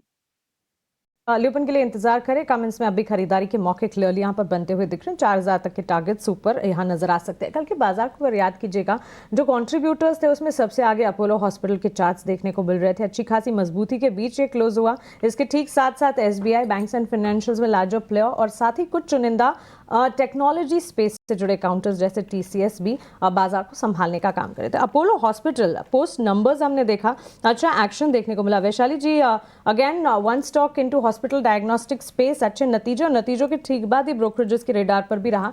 ये तेजी जो कल नजर आई ये आगे भी सस्टेन होती दिखेगी? थिंक सो, बिकॉज जिस तरह से कल का एक गैप अप ओपनिंग हुआ है और हायर लेवल्स पे सस्टेन हुआ है, सो आई थिंक ये स्टॉक में एक इनहेरेंट स्ट्रेंथ है। जिस तरह से रिजल्ट इतने पॉजिटिव आए हैं, आई थिंक ये स्टॉक और अपसाइड टारगेट की तरफ जा सकता है 7800 to 8000 लेवल्स। तो व्यू फिलहाल पॉजिटिव है। पॉजिटिव नजरिया अपोलो हॉस्पिटल्स पर नतीजों के बाद करीब 7% की तेजी कल के ट्रेडिंग सेशन में दिखी थी। लेकिन और एक स्टॉक जो नतीजों के दम पर कल फोकस में था वो था ट्रेंड। याद रखें कमेंट्री काफी कमजोर निकल कर आई थी जिसके चलते 7% की गिरावट वहां पर दिखी। लेकिन गिरावट के बाद भी बर्नस्टीन का नजरिया काफी पॉजिटिव है। उन्होंने आउट परफॉर्म की रेटिंग के साथ 8100 रुपए प्रति शेयर का लक्ष्य रखा है। उनका मानना है कि शॉर्ट टर्म में शायद हेडविंड्स होंगे, डिमांड एनवायरनमेंट को लेकर चिंताएं होंगी, लेकिन लॉन्ग टर्म स्टोरी अभी भी इंटैक्ट है, ऐसा बर्नस्टीन का मानना है। 8,100 रुपये प्रति शेयर का लक्ष्य। उनका मानना है कि न्यू ग्रोथ एवेन्यूज कंपनी ने ऐड किए हैं, वेस्ट साइड, जूडियो इंटरनेशनल, जिसके चलते ग्रोथ स्टोरी अभी भी इंटैक्ट रहेगी। लेकिन किरण, आपसे पूछना चाहूंगी, अगर किसी को मीडियम टर्म की अवधि से अगर ट्रेंड में इन्वेस्ट करना है बर्नस्टीन की राय देखकर, तो क्या इन लेवल्स पर निवेश किया जा सकता है? बेसिकली मेरे हिसाब से ट्रेंड में थोड़ा हमें वेट करना चाहिए, क्योंकि एक शॉर्ट टर्म के अंदर उसने काफी अच्छे रिटर्न्स दे दिए, तो there are very high chances के प्राइस पॉइंट ऑफ व्यू यहाँ पे एक टाइम करेक्शन जरूर से आ सकता है। प्राइस वाइज करेक्शन हमने देख लिया है ऑलरेडी, 8300 से लेके स्टॉक 6500 तक आ चुका है, सो ऑलमोस्ट 20-25% का करेक्शन हो चुका है। साथ ही साथ अगर आप कल की गिरावट देखोगे तो उसमें कहीं ना कहीं उसने अपने 100 डेज मूविंग एवरेज को ब्रेक भी किया है, जो एक नेगेटिव पॉइंट ऑफ व्यू भी है। तो मेरे हिसाब से जिनके पास है वो होल्ड रख सकते हैं। नई खरीदारी के लिए थोड़ा वेट एंड वॉच कीजिए, क्योंकि यहाँ से अगर आप उसकी 200 डेज मूविंग एवरेज देखोगे तो वो भी 5400 के आसपास है। तो मेरे हिसाब से स्टॉप लॉसेस काफी डीप बन रहे हैं, तो नई खरीदारी के लिए मेरे हिसाब से वेट करना चाहिए। 6000 से लेके 5800 एक अच्छा सपोर्ट है, उसके आसपास अगर ये स्टॉक मिलता है तो वहां पे लॉन्ग करने की हम सोच सकते हैं। जिनके पास है वो एक बार के लिए 5800 के स्टॉप लॉस के साथ होल्ड करे। नई खरीदारी के लिए मेरे हिसाब से वेट एंड वॉच की सलाह ट्रेंड पर। याद रखें, ईयर टू डेट या पिछले कुछ सालों का ट्रेंड देखें तो अच्छे खासे रिटर्न्स इस स्टॉक ने दिए हैं। कल 6% की गिरावट के साथ स्टॉक बंद हुआ था। ऑटो सेक्टर से कुछ स्टॉक्स पर नजर डालेंगे। M&M की कमेंट्री निकल कर आई थी कल दोपहर को, जहां पर उन्होंने अपनी ट्रैक्टर गाइडेंस बढ़ाई, जिसके बाद थोड़ी सी तेजी दिखी, लेकिन फिर भी 1% की गिरावट पर बंद। और इसी के साथ एस्कॉर्ट्स कुबोटा, नतीजे काफी कमजोर थे, 3% की गिरावट यहां पर भी दिखी। वैशाली, आपसे पूछना चाहूंगी, M&M और एस्कॉर्ट्स कुबोटा क्या राय होगी?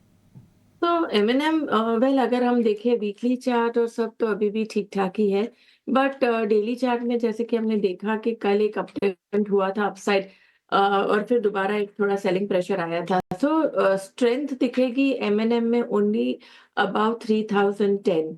सो 3008 या कुछ जो प्रीवियस हाई था इसको क्रॉस करना है और इसके ऊपर सस्टेन करे तो I think it is ready for a target of around 3200 to 3300 for now.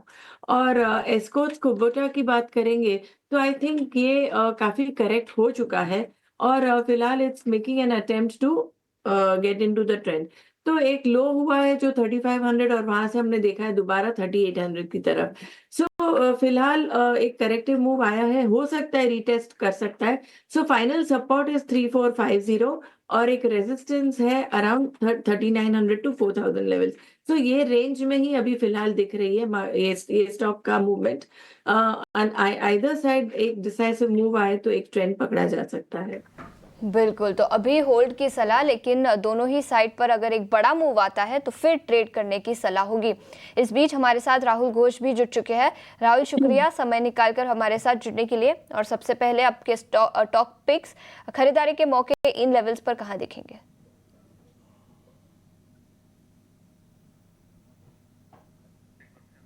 Rahul, ये सवाल आपके लिए था।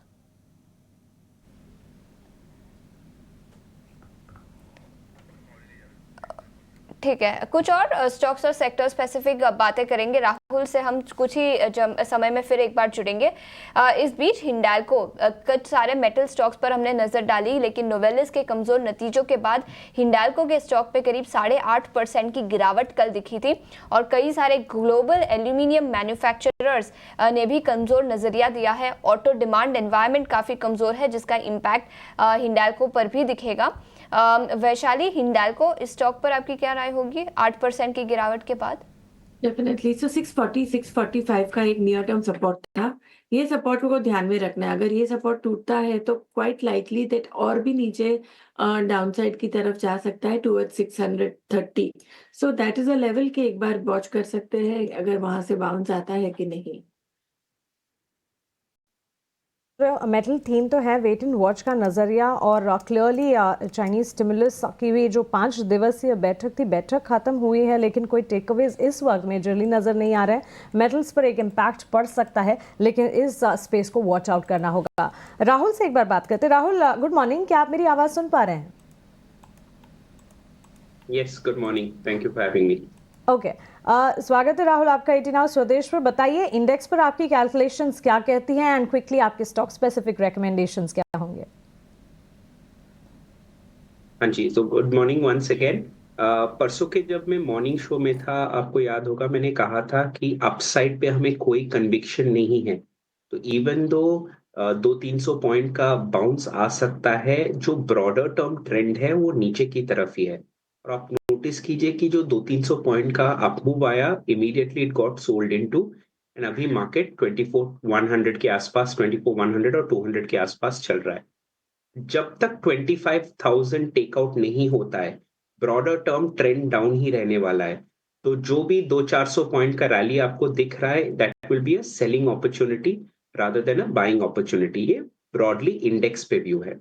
स्पेसिफिकली कॉल्स पे आते तो एक तो पहले कॉल इंडेक्स पे ही है कि 24,000 के नीचे अगर आपको क्लोजिंग मिलता है, लेट्स से अराउंड 23,950, तो इंडेक्स को ही शॉर्ट कर सकते हैं with a small 100 point stop loss. तो अराउंड 23,950 के पे शॉर्ट कर सकते हैं। स्टॉप लॉस 24,050 पे रखिए और 23,750 200 पॉइंट नीचे का टारगेट रखिए। दूसरा स्टॉक है नेशनल एल्युमिनियम। परसों का जो हमारा टारगेट था वो अचीव हुआ है, तो आज फिर से एक बाय इनिशिएट कर रहे हैं, बट एक थोड़ा सा कंडीशनल बाय इनिशिएट कर रहे हैं नेशनल एल्युमिनियम पे। एंट्री कीजिएगा 234 पे, 238 पे चल रहा है स्टॉक, 234 पे एंट्री कीजिएगा, 228 का स्टॉप लॉस होगा और टारगेट 245 एंड 250 होगा नेशनल एल्युमिनियम। तो निफ्टी पे शॉर्ट और नेशनल एल्युमिनियम जो ट्रेंड को, करंट निफ्टी के ट्रेंड को बक कर रहा है, उस पे लॉन्ग सजेशन यहाँ पे।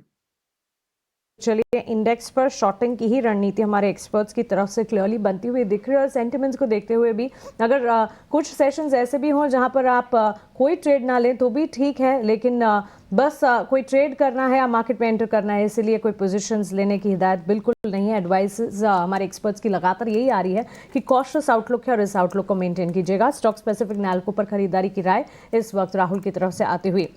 कुछ तमाम स्टॉक्स जहां पर एक्शन इस वक्त हम देख रहे थे राहुल, बैंकिंग प्लेयर्स की अगर बात करें, देखिए कल ब्रॉडर मार्केट्स में अच्छा खासा एक्शन स्टॉक स्पेसिफिक नजर आ रहा था। मेजर प्लेयर्स कह सकते हैं कि बाजार की वॉलेटिलिटी के साथ थकते हुए नजर आए, लेकिन फेडरल बैंक का काउंटर देख लीजिए अच्छी मजबूती दिखा रहा था। मेजर प्लेयर्स में आज एसबीआई के नतीजों का इंतजार है और एक्सपेक्टेशंस भी ये हैं कि नंबर्स जो हैं अच्छे नजर आ सकते हैं। मुनाफे के फ्रंट पर 9% के इजाफे का अनुमान भी लगाया जा रहा है। मेजर प्लेयर में एसबीआई और साथ ही मिड कैप बैंकिंग प्लेयर्स में आपकी तरफ से कोई राय?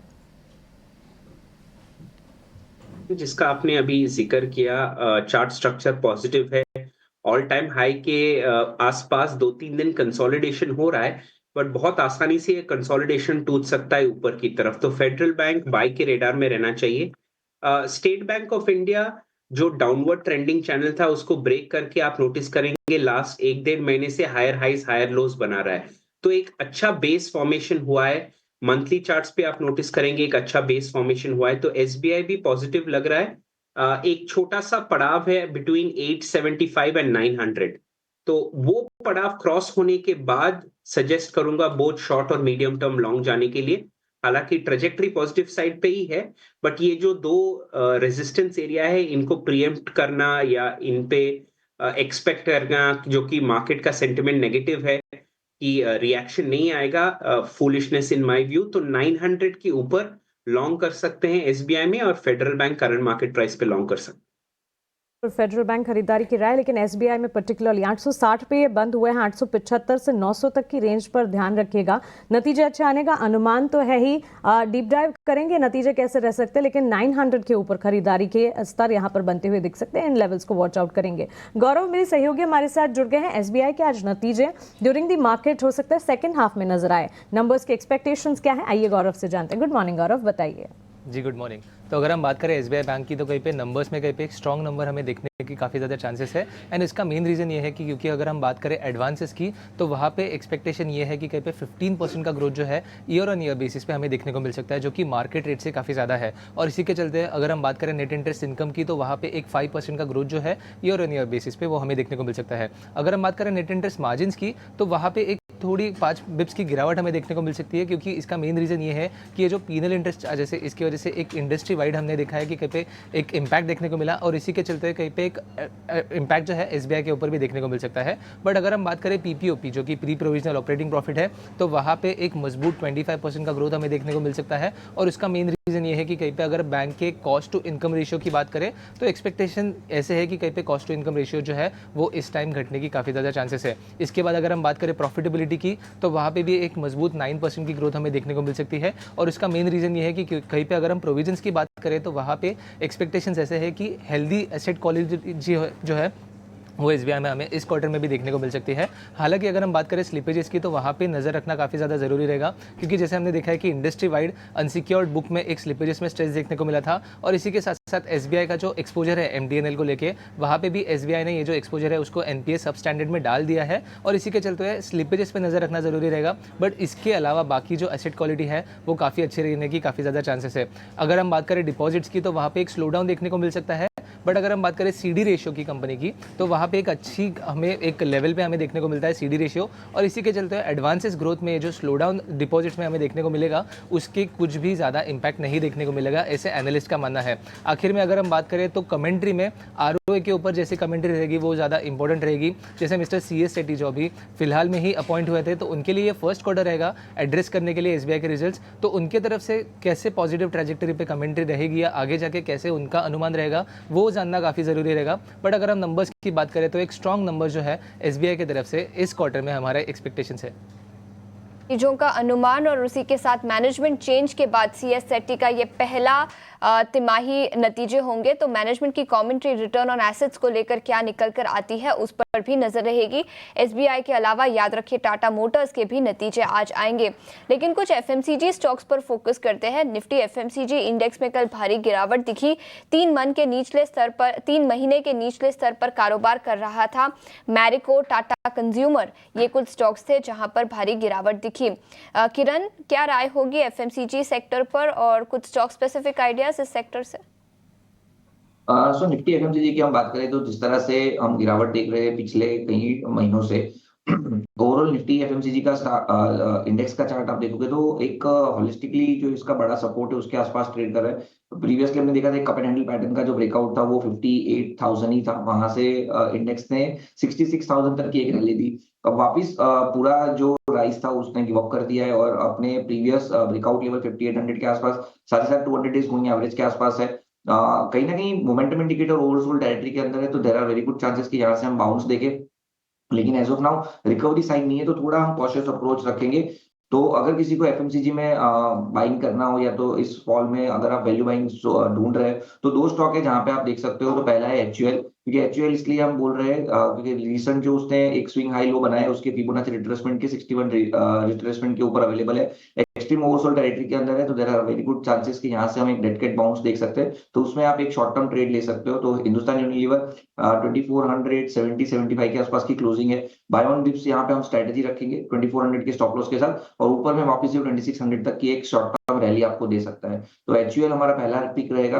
दूसरा पिक रहेगा आईटीसी में भी कहीं ना कहीं अपने प्रीवियस जो रेजिस्टेंस थे उसको ब्रेकआउट करके जो 500 तक की रैली दी थी उस रेजिस्टेंस को आप सपोर्ट की तरह एक्ट कर सकता है। तो 480 470 के बीच में आप लॉन्ग कर सकते हो। ओवरऑल 450 का स्टॉप लॉस रखिए और यहाँ पे भी वापस 520 530 तक की रैली आप देख सकते हो। तो एचयूएल एंड आईटीसी दोनों प्रिफर्ड पिक रहेंगे। बिल्कुल, तो ये राय एफएमसीजी सेक्टर के कुछ स्टॉक्स पर। लेकिन इसके अलावा याद रखें कल अपोलो हॉस्पिटल्स की तो हमने चर्चा की, नतीजों के बाद गिरावट दिखी। एसबीआई के नतीजे भी आएंगे, उस पर सबकी नजर रहेगी। लेकिन एचडीएफसी लाइफ इस स्टॉक पर नजर डालेंगे। याद रखिए इंश्योरेंस शेयरों में पिछले कुछ दिनों से एक्शन दिखा है। वैशाली, आपसे पूछना चाहूंगी एसबीआई लाइफ और एचडीएफसी लाइफ क्या राय होगी दोनों स्टॉक्स पर? HDFC लाइफ हम वेरी क्लोजली वॉच कर रहे हैं। So I think every attempt जब मार्केट एक बाउंस देने की ट्राई कर रहा है तो HDFC लाइफ में हम एक स्ट्रेंथ देख रहे हैं। So I think on near term support 690 का है और एक ट्रेडिंग टारगेट बना सकते हो 690 के सपोर्ट के साथ 740 750। अगर ये स्टॉक 750 के ऊपर सस्टेन करता है तो फिर हायर टारगेट्स एक्सपेक्ट कर सकते हैं। बट फिलहाल ये रेंज में ये स्टॉक चलने वाला लग रहा है। और SBI लाइफ की भी बात करें तो आई थिंक सिमिलर व्यू तो अभी भी पॉजिटिव ही है। ये 1603 का है फिलहाल प्राइस, एंड कंपैरेटिवली काफी करेक्ट हो चुका है। 200 डे मूविंग एवरेज पे अभी फिलहाल सपोर्ट लिया है, तो फिलहाल मैं कहूंगी एक बाउंस बैक आने की पॉसिबिलिटी है। तो favoured pick is still HDFC life. बिल्कुल, तो ये राय SBI लाइफ और HDFC लाइफ पर। याद रखें बाजार में गिरावट थी, उसके बावजूद HDFC लाइफ आधे % की तेजी के साथ कल बंद होता हुआ नजर आया। इसी के साथ कुछ और स्टॉक्स पर नजर डालेंगे। याद रखें कुछ पावर कंपनियों के नतीजे भी आए थे। पावर ग्रिड 1.5% की गिरावट यहाँ पर दिखी नतीजों के बाद। कल के ट्रेडिंग सेशन में मार्जिन्स पर भी दबाव था। पावर ग्रिड और टाटा पावर, क्या राय होगी वैशाली?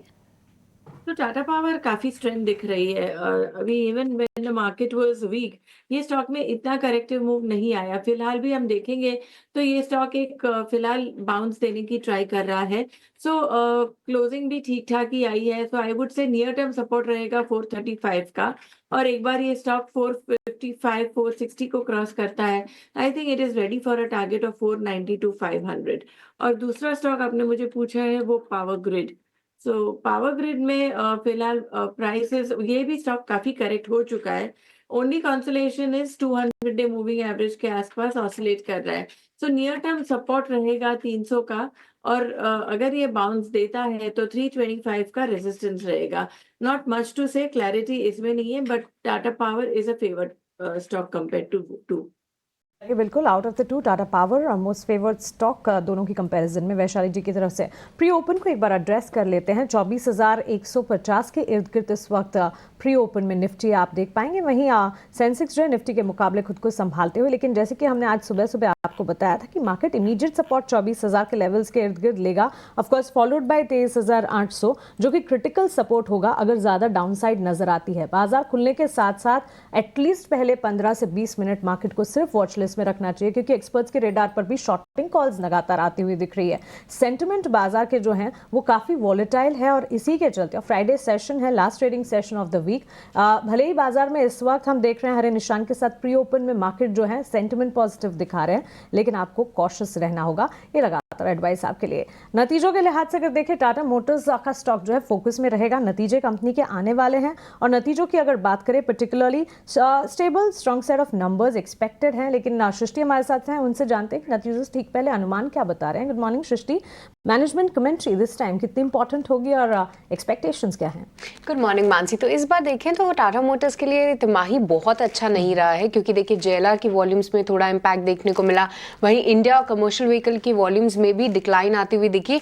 तो ये सभी का इम्पैक्ट कंपनी के कंसोलिडेटेड मार्जिन्स पे होगा। पर जैसा कि आपने बोला कि कमेंट्री काफ़ी अहम रहेगी, क्योंकि ये तिमाही कई सारे उथल पुथल ज़रूर देखने को मिली, पर आगे के लिए क्या कुछ ग्रोथ आउटलुक है, खासतौर से JLR को लेकर वो कैसे पोजिशनिंग कर रहे हैं अपने आप की, वो काफ़ी इंपॉर्टेंट होगा टाटा मोटर्स के लिए देखने के लिए। अगर हम बात करें कंपनी के कंसोलिडेटेड रेवेन्यू की, तो वहाँ पे 1,05,050 करोड़ के आसपास आने की उम्मीद है। वहीं EBITDA 14,470 करोड़ के आसपास रह सकता है। और मार्जिन, जैसा कि हम बता रहे थे कि वॉल्यूम्स में गिरावट आई है नेगेटिव ऑपरेटिंग लेवरेज के चलते, मार्जिन जो है तिमाही दर तिमाही गिर के 13.8% पे आते हुए दिख सकते हैं। इसमें अच्छी बात ये रह सकती है कि JLR EBIT मार्जिन्स में बहुत ज्यादा गिरावट की उम्मीद नहीं है। मात्र 70 बेसिस पॉइंट तिमाही दर तिमाही गिरावट की हम उम्मीद कर रहे हैं। 8.2% ये आंकड़ा रहेगा। और आखिरी में कंसोलिडेटेड प्रॉफिट की बात करें तो 5,040 करोड़ के आसपास आप उम्मीद करें। जैसा कि हम बता रहे हैं कि सभी सेगमेंट्स में कुछ खासी प्रदर्शन इस बार टाटा मोटर्स का नहीं रहा है वॉल्यूम्स के फ्रंट पे, तो उसका एक असर जरूर देखने को मिलेगा। पर आगे के लिए कमेंट्री क्या देती है कंपनी, खासतौर से इंडिया बिजनेस में भी कैसे वो अपने ईवी को लेकर आउटलुक दे रहे हैं, क्योंकि आने वाले तिमाहियों में हम देखेंगे कि कंपटीशन काफी इंक्रीज होगा। तो ऐसे में लीडर टाटा मोटर्स का क्या कुछ कहना है ईवी कंपेटिटिव इंटेंसिटी को लेकर, ये सब चीजों पर भी हमारा फोकस ज़रूर रहेगा। पर आप शेयर प्राइस की बात करें तो जैसा कि पूरे ऑटो इंडस्ट्री में कुछ चिंताएं ज़रूर थी, ये स्टॉक में भी 1000 के ऊपर के लेवल्स एक बार ज़रूर दिखाए थे, पर अब लुढ़कते हुए 850 के आसपास है। तो देखते हैं टाटा मोटर्स पे क्या कुछ प्राइस एक्शन होता है। एब्सोल्युटली, तो ईवी प्ले है जिस पर खासतौर से नजर रखनी होगी, घरेलू कारोबार के प्रदर्शन पर और साथ ही मैनेजमेंट की कमेंट्री खासतौर से क्या कुछ निकल कर आती है। थैंक्स फॉर दैट सृष्टि। और साथ ही रुपए की शुरुआत की अगर बात करें, मजबूती के साथ रुपया खुलता हुआ दिखा है, 3 पैसे की मजबूती, 84 रुपये और 37 पैसे से 84 रुपये और 34 पैसे पर इस वक्त रुपए की ओपनिंग होती हुई देखने को मिली है। प्री ओपन में टाटा मोटर्स की भी अगर बात करें, देख रहे हैं 821 के लेवल्स के आसपास से ट्रेड करता हुआ। लेकिन हमारे एक और टेक्निकल एक्सपर्ट हमारे साथ जुड़ गए हैं, आदित्य है हमारे साथ। गुड मॉर्निंग आदित्य, क्विकली आपका टेक ऑन मार्केट और साथ ही आपके stock specific recommendations. Very good morning to you and to everyone. कल हमने बाजार में थोड़ी बहुत गिरावट देखी और थोड़ा हैवी वेट्स में सेलिंग है, इसलिए निफ्टी में भी थोड़ा डाउनवर्ड ट्रेंड बना हुआ है। मुझे लगता है बाजार एक बार फिर से अपने लोस को टेस्ट कर सकता है एक स्ट्रॉन्ग बेस बनाने के लिए। तो जो लो अभी के रिसेंट लोज हैं 23,900 23,800, वो बाजार के लिए सपोर्ट रहेंगे। कल की क्लोजिंग की बात करें तो काफी नेगेटिव थी, तो अभी थोड़ा सा नेगेटिव बायस बना हुआ है। इसके चलते मेरा एक स्टॉक पे बाय है जो थोड़ा बहुत अच्छे तरीके से परफॉर्म कर रहा था कल। प्राइस एक्शन पॉजिटिव था और स्टॉक का नाम है हिंद पेट्रो। इसको बाय किया जा सकता है 396.50 में। स्टॉप लॉस रहेगा इसमें 385 का और टारगेट रहेंगे 410 के। हिंदुस्तान पेट्रो खरीदारी की राय यहाँ पर बनती हुई दिख रही है। इस वक्त अगर आप देखेंगे बाजार प्री ओपन में सेटल होने की कोशिश करता हुआ, लेकिन इस बीच स्टॉक स्पेसिफिक मूव्स पर एक बार और नजर डालते हैं। और आदित्य, वीयरटेक वबाक का स्टॉक देखिए, अच्छे नतीजे हैं, नतीजों के ठीक बाद मैनेजमेंट की कमेंट्री भी काफ़ी पॉजिटिव रही। हर लिहाज से नंबर्स अगर देखें पॉजिटिव रहे, चाहे फिर रेवेन्यू फ्रंट हो जहां हमने 5% की तेजी दिखी, मुनाफे के फ्रंट पर सालाना आधार पर 17% के up moves, on a CAGR basis management का आउटलुक 3 से 5 साल का नजरिया काफी पॉजिटिव नजर आ रहा है। स्टॉक प्राइस टेक्निकली आपको कैसा लगता है 1725 के लेवल्स के आसपास? देखिए, स्टॉक तो अभी कंसोलिडेट कर रहा है, बट अगर स्टॉक अपर रेंज तोड़ता है जो है 1810, तो एक अपनी नई जर्नी चालू कर सकता है अपसाइड के लिए, एक फ्रेश रैली चालू हो सकती है। तो 1810 ब्रेक होने पे यहाँ पे तेजी का मन बनाए, स्टॉप लॉस रखे 1700 का और टारगेट रहेंगे 1900 से लेके 1950 के। ऑलराइट, तो वीएटेक वाबाग यहाँ पर भी नज़र ज़रूर रखिए आप। आज कुछ फार्मा कंपनीज पर भी फोकस रहेगा क्योंकि लुपिन के जो नतीजे आए वो काफ़ी शानदार आते हुए दिखे। अब जो है मैनेजमेंट की कमेंट्री पर ज़रूर नज़र रहेगी और साथ ही एमएनएम के भी नतीजे जो है पोस्ट मार्केट जो है काफ़ी मार्केट के दौरान आए थे, माफ़ कीजिएगा, अच्छे नतीजे कहेंगे। मैनेजमेंट की कमेंट्री भी काफ़ी अच्छी है, पर इम्पॉर्टेंट बात ये भी है कि अब ब्रोकरेजेस भी इस पर अपना पॉजिटिव नज़रिया बरकरार रखे हुए हैं। तमाम ब्रोकरेजेस की आप रिपोर्ट पढ़ेंगे तो उसमें उनका यही मानना है कि काफ़ी स्ट्रॉन्ग प्ले रहा है एमएनएम अभी तक, और आगे के लिए जो मैनेजमेंट की कमेंट्री रही है उस पर भी ब्रोकरेजेस ने अपना भरोसा ज़रूर जताया है। एक बार एमएनएम पे आपसे किरण चार्ट चेक लेना चाहेंगे, कैसे देख रहे हैं आप इसको, क्योंकि कल अच्छे नतीजों के बावजूद, अच्छी कमेंट्री के बावजूद बहुत एक्साइटमेंट नहीं रहा चार्ट फ्रंट पे। तो आज के लिए क्या रणनीति होनी चाहिए एमएनएम के लिए? एमएनएम की अगर हम बात करें तो डेली चार्ट के ऊपर एक प्रीवियसली जो एक रेजिस्टेंस था उसके आसपास ही ट्रेड कर रहा है। इंट्राडे चार्ट्स के ऊपर एक राउंडिंग बॉटम पैटर्न जरूर ब्रेकआउट दिया है और डेली चार्ट पे वापस अगर हम डिस्कस करें तो 100 डेज मूविंग एवरेज के ऊपर सस्टेन भी है। तो मेरे हिसाब से कोई भी डिप आए यहाँ पे तो डिप पे लॉन्ग करना चाहिए। 2860 2870 का एक स्ट्रॉन्ग सपोर्ट है, तो 2850 के स्टॉप लॉस के साथ बाय ऑन डिप्स की यहाँ पे स्ट्रेटेजी रखनी चाहिए। और जिस तरह के ओवरऑल चार्ट पैटर्न है, डेफिनेटली आप आने वाले समय में ऊपर में 2950 से 3000 तक के लेवल्स एक्सपेक्ट कर सकते हो। तो मेरे हिसाब से डेफिनेटली 2850 के स्टॉप लॉस से बाय ऑन डिप्स की स्ट्रेटेजी यहाँ रखनी चाहिए। ठीक है, तो एमएनएम आज देखते हैं क्या कुछ प्राइस एक्शन होता है, क्योंकि यहाँ पे एक हरे निशान में शुरुआत होने की तैयारी कर रहा है ये स्टॉक। पर आज एक और काउंटर फोकस में रहेगा, वो है पेज इंडस्ट्रीज, क्योंकि यहाँ पर मोतीलाल ओसवाल का एक रेटिंग अपग्रेड आया है। उन्होंने न्यूट्रल की रेटिंग से बदल कर अब खरीदारी की राय कर दी है यहाँ पर। आदित्य, एक बार आप इस पर सजेशन देंगे, पेज इंडस्ट्रीज कैसे देख रहे हैं आप इसको चार्ट्स पे? देखिए, स्टॉक मोटा मोटा अगर देखें तो रेंज बाउंड ही है और एक चैनल में ट्रेड कर रहा है। हल्का फुल्का इसमें पॉजिटिव नजरिया रहेगा और ऊपर की साइड टारगेट्स रहेंगे 47,000 से लेके 47,300। मैं इसमें रन अवे रैली नहीं देखता हूँ, बट पॉजिटिव बायस देखता हूँ और बाजार के थोड़ा वॉलेटाइल ट्रेंड में यहाँ शॉर्ट टर्म एक अपसाइड के लिए प्ले किया जा सकता है और स्टॉप लॉस रखना चाहिए 43,500। ठीक है, तो यहाँ पे पॉजिटिव नज़रिया है। पेज इंडस्ट्रीज पे जो लेवल्स आदित्य ने बताए उसको ध्यान में आप ज़रूर रखें। पर चलिए अब आगे बढ़ते हैं और 9 बज चुके हैं और वक्त है जानने का आज के नवरत्न स्टॉक्स, और ये पूरी लिस्ट के साथ हमारे साथ शरद जुड़ चुके हैं। शरद बताइए आज कौन से स्टॉक्स फोकस में रहेंगे? जी बिल्कुल सृष्टि, सबसे पहले जो है अर्निंग्स पे फोकस करेंगे। इंडियन होटल्स के नतीजे स्ट्रॉन्ग आए हैं। इन्वेस्टिक की भी रिपोर्ट आई है, यहाँ पे मेंटेन होल्ड रखा है लेकिन टारगेट प्राइस बढ़ा दिया है 630 से जो है बढ़ा के इसको जो है लगभग 742 रुपीज़ कर दिया है। और ऑफकोर्स आने वाले जो वेडिंग सीज़न है वहाँ पे भी बुलिश कमेंट्री देखने मिल रही है, स्पेशली होटल के ओवरऑल ऑक्यूपेंसी नंबर्स को लेके। कमिंस इंडिया हमारा दूसरा स्टॉक रहेगा। नतीजे स्ट्रॉन्ग आए हैं, डोमेस्टिक बिजनेस में कमेंट्री अच्छी आई है और जो डोमेस्टिक सेल्स है वो लगभग 47% बढ़ गया ईयर ऑन ईयर बेसिस पे, तो स्टॉक में अच्छी मोमेंटम आज देखने मिल सकती है। लुपिन की बात करें तो स्ट्रॉन्ग सेट ऑफ नंबर्स देखने मिले और मार्जिन्स भी लगभग 500 बेसिस पॉइंट से ज़्यादा का बढ़ोतरी देखने मिला और जो भारत का बिजनेस का ग्रोथ रेट है वो लगभग 18% ग्रो किया ईयर ऑन ईयर बेसिस पे। सेल की बात करें तो कमज़ोर नतीजे देखने मिले हैं, रियलाइजेशंस कम आए हैं और नेट डेट लेवल्स में भी जो एलिवेटेड नंबर्स देखने मिले और ओवरऑल वॉल्यूम लगभग 14% गिरा है ईयर ऑन ईयर बेसिस पे। पांचवा स्टॉक रहने वाला है सेमीकंडक्टर रिलेटेड स्टॉक्स, जैसे कि केन्स या सीजी पावर।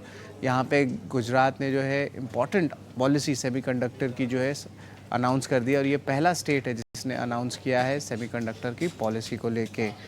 शुगर स्टॉक्स भी फोकस में रहेंगे, खासकर कि बलरामपुर चीनी मिल जैसे स्टॉक्स। यहाँ पे जो है कंज्यूमर अफेयर मिनिस्ट्री ने जो है एक इम्पॉर्टेंट बयान दिया है जहाँ पे उन्होंने कहा है कि शुगर क्वांटिटी जो है सफिशिएंट है कंजम्पशन को लेके इस साल, और ओवरऑल जो वीकली अपडेशन होता है शुगर स्टॉक्स की अब वो नहीं होने वाली है। सेंटिमेंटली पॉजिटिव न्यूज़ फ्लो ये है। आरबी इंफ्रा की बात करें तो अक्टूबर महीने की टोल कलेक्शंस में स्ट्रेंथ देखने मिली है, लगभग 21% का ओवरऑल ग्रोथ आया है ईयर ऑन ईयर बेसिस पे। हमारा आठवां स्टॉक ITI, यहाँ पे कंपनी की जो कंसोर्टियम पार्टनर है लोअर बिडर जो है सेलेक्ट हुए हैं भारत नेट प्रोजेक्ट के, लगभग 3000 करोड़ का ये ऑर्डर है। और आखिर में हम बात करेंगे हमारे बिग बोल्ड ब्रोकरेज की। इस स्टॉक जो है वो है गो डिजिट, ये सिटी की रिपोर्ट आई है और यहाँ पे मेंटेन बाय रखा है, टारगेट प्राइस 450 रुपीज़ शेयर का और अगले 90 दिन के लिए एक पॉजिटिव कैटलिस्ट वॉच भी है, यानी कि अगले 90 दिन में जो है स्टॉक में तेज़ी देखने मिल सकती है। अर्निंग्स ट्रेजेक्ट्री में जो है स्ट्रेंथ है, इन्वेस्टमेंट यील्ड्स भी इम्प्रूव कर रही है और ओवरऑल जो कंपनी है नॉन लाइफ इंश्योरेंस कंपनीज में यहाँ पे टॉप पिक की आती है सिटी की। ये 9 स्टॉक्स जहां पर आज एक्शन दिखाई दे सकता है, इसमें से शुगर सेक्टर पर फोकस करेंगे। बलरामपुर चीनी, याद रखें कमेंट्री निकल कर आई है जहां पर मिनिस्ट्री का मानना है कि शुगर का स्टॉक अभी काफ़ी अच्छा है, जिसके चलते कोई इन्वेंट्री कंसर्न्स नहीं होंगे। और पिछले कुछ दिनों में रिपोर्ट्स भी आई थी कि मिनिमम सेलिंग प्राइस जो चीनी पर लगाई जाती है वो भी बढ़ाई जा सकती है, जो एक पॉजिटिव न्यूज़ फ्लो था शुगर सेक्टर के लिए। लेकिन किरण, बलरामपुर चीनी स्टॉक पर आपकी राय? बलरामपुर चीनी की अगर हम बात करें तो ओवरऑल शुगर सेक्टर के अंदर हम देख रहे हैं लगातार काफी अरसों से एक अच्छा अप ट्रेंड चल रहा है, उसके कंसोलिडेशन फेज के अंदर है अभी बलरामपुर चीनी।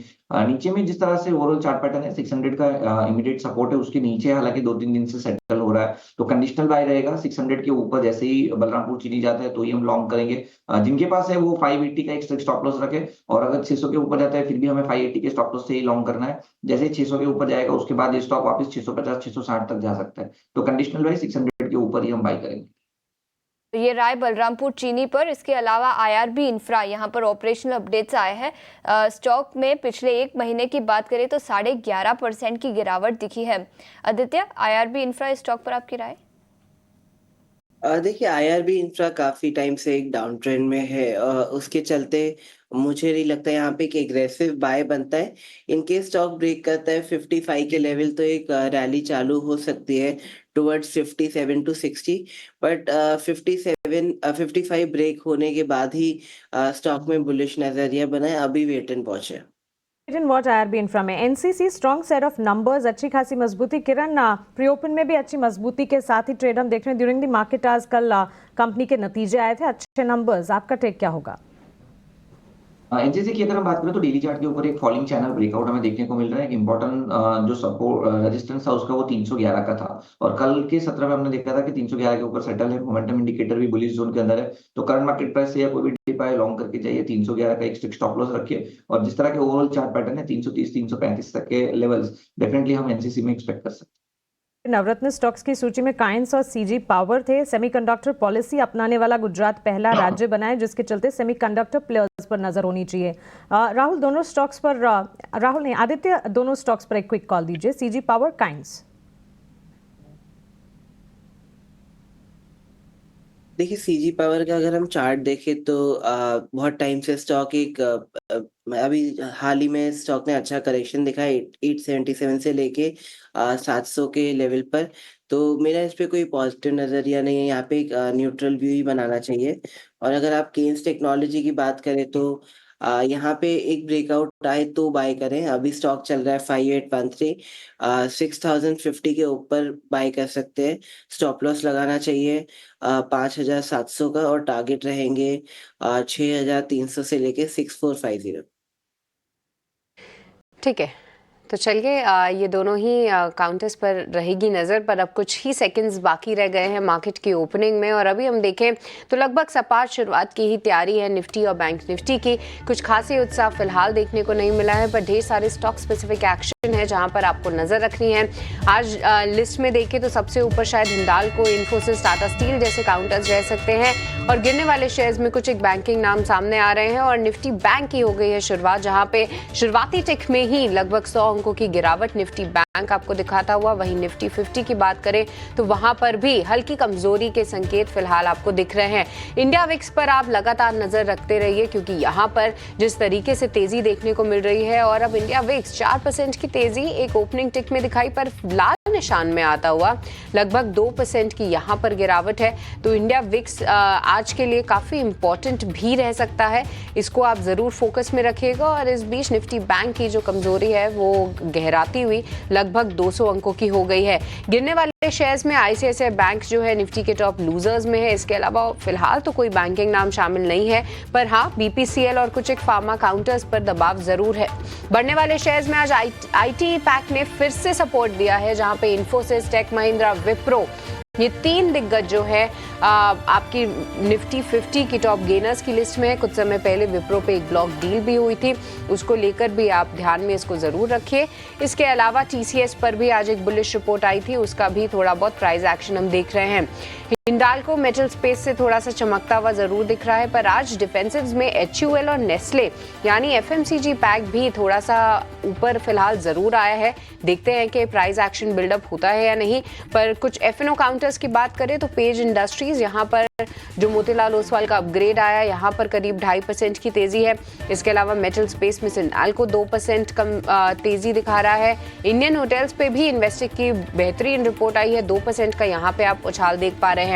NMDC भी लगभग 1% ऊपर है। तो स्टील पैक में एक मिक्स्ड एक्शन फिलहाल हम होते हुए देख रहे हैं। यहाँ पे कुछ एक स्टॉक्स ऊपर जरूर है, पर सेल जैसे काउंटर्स में नतीजों के लिहाज से थोड़ा सा दबाव जरूर हम आते हुए देख रहे हैं। बलरामपुर चीनी मिल्स भी 2% कमजोर है। वोडाफोन आइडिया फिर से एक बार जो है 8 रुपए के नीचे लुढ़कता हुआ। वहीं गुजरात गैस में भी हल्की सी प्रॉफिट बुकिंग आप देखेंगे। कुछ एक और काउंटर्स आपके सामने स्क्रीन पर लाए तो IT पैक में ही जबरदस्त आज एक्शन देखने को मिल रहा है। इसके अलावा इन्फोसिस की अब तेजी 1% से भी ऊपर की निकल गई है, और वोल्टास मजबूती के साथ ऊपर आते हुए अब वोल्टास का शेयर जो है लगभग 750 के भी पार 1700 के भी पार निकलता हुआ दिख रहा है। वेदांता में भी आज एक हल्का सा उछाल जरूर देख रहे हैं, बट आज फिर से शायद फ्लेवर IT का ही दिखे, क्योंकि LTI, माइंडट्री, परसिस्टेंट, कोफोर्ज जैसे काउंटर्स यानी मिड कैप IT स्पेस में भी आज एक अच्छा रुझान रुझान हम देख रहे हैं और कल आपको ध्यान होगा कि नैस्डैक में भी एक अच्छी मजबूती जरूर दिखाई थी। तो ऑल इन ऑल देखें तो इंडिया विक्स काफी इंपॉर्टेंट हो गया है ट्रैक करना। फिलहाल 2% की मजबूती यहाँ पर है और निफ्टी 50 की गिरावट गहराती हुई 24,100 के स्तर हम फिर से रीटेस्ट कर रहे हैं स्पॉट लेवल्स पे और निफ्टी बैंक फिलहाल 250 अंकों की कमजोरी जरूर दिखा रहा है। 51,500 के लेवल्स देखते हैं कि किस तरीके से रिस्पेक्ट करता है निफ्टी बैंक का इंडेक्स। थे कि इंडिया विक्स जो है 15 के नीचे 13-14 पर अगर आ जाए तो कंफर्ट लेवल सेटअप होता हुआ दिख सकता है, लेकिन इस वक्त 2% की जो बढ़त है इंडिया विक्स में क्लियरली कंसर्न साबित कर रही है। हीट मैप आपके टीवी स्क्रीन पर लेकर आ रहे हैं और क्लियरली हम देख रहे हैं कुछ टेक्नोलॉजी काउंटर्स हैं। इसके अलावा फार्मा हेल्थ केयर डायग्नोस्टिक में सन फार्मा, अपोलो हॉस्पिटल अब भी कमान संभाले हुए हैं। IT पैक में इन्फोसिस और साथ ही विप्रो इनफैक्ट हमारे टेक्निकल एक्सपर्ट्स के रेडार पर भी रहा। कुछ समय पहले ब्लॉक्स के चलते भी प्री ओपन में इसमें एक इम्पैक्ट हम देख रहे थे। सो ये कुछ स्टॉक्स हैं जो कि बाजार को संभाल रहे हैं। फार्मा का हीट मैप आपके टीवी स्क्रीन पर आप देख रहे हैं। कुछ हद तक फार्मा संभालने की कोशिश करता हुआ, लेकिन मेजर कोई मोमेंटम इस वक्त नहीं नजर आ रहा है। 24,200 के ऊपर खुलने की कोशिश, लेकिन इन लेवल्स को सस्टेन नहीं कर पाए हम। तो यहाँ से अब 23,800 क्रिटिकल सपोर्ट होगा। फर्दर डाउनसाइड अगर नजर आती है तो इन स्तरों पर नजर रखी जाए। ऊपर के लेवल्स पर अगर आप देखें 24,500 आज भी की हर्डल के तौर पर खड़ा है। पता नहीं कब यहाँ पर ये लेवल्स हम देख पाएंगे, लेकिन एक रेंज की अगर बात करें, बड़ी रेंज 23,800 से 24,500 की आज के सत्र के लिए मानकर चलना होगा आपको। एक्सपेक्टेशंस जैसी थी उसी तरह का वॉलेटाइल मार्केट खुलता हुआ टुवर्ड्स डाउनसाइड इस वक्त नजर आ रहा है। रियल एस्टेट प्लेयर्स में भी आप देख रहे हैं बिकवाली का दबाव जो है वो ज़्यादा हावी होता हुआ दिख रहा है। जहां हम टेक्नोलॉजी प्लेयर्स और फार्मा प्लेयर्स की बात कर रहे हैं, हिंडाल्को के स्टॉक प्राइस पर भी नजर रखिएगा, HUL भी और साथ ही नेस्ले इंडिया। तो कंजम्पशन थीम है जो कि बाजार को इस वक्त संभालने का काम कर रही है। ऑटोमोबाइल प्ले की अगर बात करें, टाटा मोटर्स के नतीजे जो हैं आज फोकस में रहेंगे। नतीजों से ठीक पहले पूरा का पूरा ऑटो मैप अगर हीट मैप देखें तो ये बिकवाली का दबाव झेलते हुए मिड कैप प्लेयर्स आपके टीवी स्क्रीन पर आ जाएंगे, क्योंकि मिड कैप में broader indexes stock specific action कल के सत्र में भी देखने को मिला। और अगर आज के सत्र में मिड कैप प्लेयर्स की बात करें, क्लियरली हम देख रहे हैं यहाँ पर कुछ चुनिंदा स्टॉक्स हैं जो कि परफॉर्म करने की कोशिश कर रहे हैं। इसमें इंडियन होटल्स का account for obvious reasons, page industries जिसे हमने डिस्कस किया, तो आदित्य बिरला फैशन रिटेल का स्टॉक भी है जिस पर नजर रहेगी। तो क्लियरली बाजार का सेंटिमेंट जो है वो गड़बड़ाया हुआ, कमजोरी जो है वो हावी होती हुई हमारे एक्सपर्ट से जान लेते हैं कि ओपनिंग ट्रेड्स बाजार खुलने के बाद वो कहां पर देख रहे हैं। Kiran, quick commentary on the market open और साथ ही आपके ओपनिंग ट्रेड्स क्या होंगे? तो अगर मार्केट की ओपनिंग हम देखें तो काफी वीक हुई है। मेरे हिसाब से थोड़ा हम वेट एंड वॉच ही करेंगे निफ्टी और बैंक निफ्टी इंडेक्स के ऊपर। अगर किसी को लॉन्ग पोजीशन या तो शॉर्ट पोजीशन लेनी हो इनफैक्ट, तो दोनों साइड के लिए अभी तो एडवाइजेबल नहीं है, क्योंकि अगर निफ्टी की हम बात करें तो ऊपर में 24,500 का जिस तरह से रेजिस्टेंस है, वैसे ही 24,000 के आसपास का एक सपोर्ट भी अगर 24,000 इंट्राडे के बेसिस पे टूटता है तो फिर चांसेस है कि अपने प्रीवियस लो को वो रिटेस्ट कर सकते हैं, जिसके चांसेस एज ऑफ नाउ तो कम है। लेकिन स्टॉक स्पेसिफिक यहाँ पे आप देख सकते हो, HDFC बैंक हो गया, SBI हो गया। बैंक निफ्टी में भले ही 250-300 पॉइंट की गिरावट है, लेकिन ये स्टॉक्स में कहीं ना कहीं हम तेजी देख रहे हैं। HDFC इनफैक्ट ग्रीन नोट पे ट्रेड भी कर रहा है। तो अगर कोई रिकवरी पैन आउट होती है तो दीज आर द स्टॉक्स जो मार्केट को सपोर्ट करेंगे, या तो यहाँ पे पहले रिकवरी अटेम्प्ट होगी। तो HDFC बैंक हम करंट मार्केट प्राइस से लॉन्ग दे रहे हैं, 1750 के आसपास के ट्रेड कर रहा है अभी। आप नीचे में 1734 का स्टॉप लॉस रखिए, और जिस तरह के चार्ट पैटर्न है, अगर कोई भी रिकवरी पैन आउट होती है यहाँ पे तो डेफिनेटली HDFC 1770 1780 तक के टारगेट 1-2 दिन में ला सकता है। तो HDFC बैंक ओपनिंग ट्रेड में हमें काफी अच्छा लग रहा है। बैंकिंग प्लेयर्स पर अब भी हमारे एक्सपर्ट्स का भरोसा कायम। बाजार खुलने से पहले SBI और साथ ही मिड कैप बैंकिंग प्लेयर्स पर हमने एक नजरिया लिया था। इस वक्त भी अगर आप देखेंगे HDFC बैंक पर किरण का आउटलुक एक पॉजिटिव बनता हुआ। Aditya, no science of relief, बाजार खुल चुके हैं लेकिन कुछ चुनिंदा प्लेयर्स हैं जिसके अलावा हम देख रहे हैं कमजोरी। आपके ओपनिंग ट्रेड्स बताएं। बिल्कुल, देखिए हमने प्री मार्केट में ही बात किया था कि निफ्टी का नजरिया नेगेटिव है, और हम देख सकते हैं अभी निफ्टी ऑलमोस्ट 100 पॉइंट्स डाउन है। किरण जी की तरह मेरा भी HDFC बैंक पे पॉजिटिव नजरिया बन रहा है। इसको बाय कर सकते हैं 1750 में। स्टॉप लॉस रहेगा 1730 का, और टारगेट रहेंगे इसमें 1770 से लेके 1780। Okay, so clearly banking players पर नजर होने चाहिए और सिर्फ लार्जर बैंकिंग प्लेयर्स ही नहीं, मिड कैप छोटी मझौली बैंकिंग काउंटर्स पर भी नजर होनी चाहिए। कंट्रीब्यूटर्स की अगर बात करें, मेजर कंट्रीब्यूटर्स जहां टेक प्लेयर्स, बैंकिंग और सन फार्मा जैसे फार्मा काउंटर्स हैं, draggers ICICI bank, Reliance, second day itself जहां हम देख रहे हैं बिकवाली का दबाव इन स्टॉक्स में नजर आ रहा है। आईटीसी, भारतीय एयरटेल, महिंद्रा एंड महिंद्रा, ये सारे के सारे काउंटर्स में बिकवाली का दबाव हावी होता हुआ देखने को मिल रहा है। रिलायंस के चार्ट्स पर किरण एक बार क्विक कॉल आपसे जानना चाहेंगे, करीब 2% की बिकवाली के साथ ये खुलता हुआ। सो रिलायंस की अगर हम बात करें तो ओवरसोल्ड टेरिटरी के अंदर ट्रेड कर रहा है। डेफिनेटली एक दो रिकवरी अटेम्प्ट हुई थी लेकिन वो टिक नहीं पाई है। अब एडजस्टेड चार्ट के हिसाब से देखेंगे हम तो 1280 1290 उसका स्ट्रॉन्ग सपोर्ट है। तो आज के दिन के लिए देखना रहेगा कि 1280 के नीचे अगर ये स्टॉक सेटल होता है तो ये गिरावट कंटिन्यू रहेगी।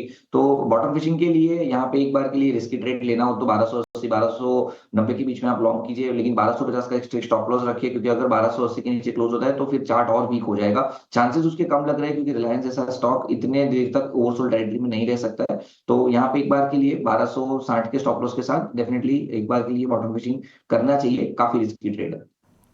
बिल्कुल, तो ये राय रिलायंस इंडस्ट्रीज पर 2% की गिरावट के साथ कारोबार। इस बीच आईटीआई लिमिटेड स्टॉक पर नजर डालेंगे।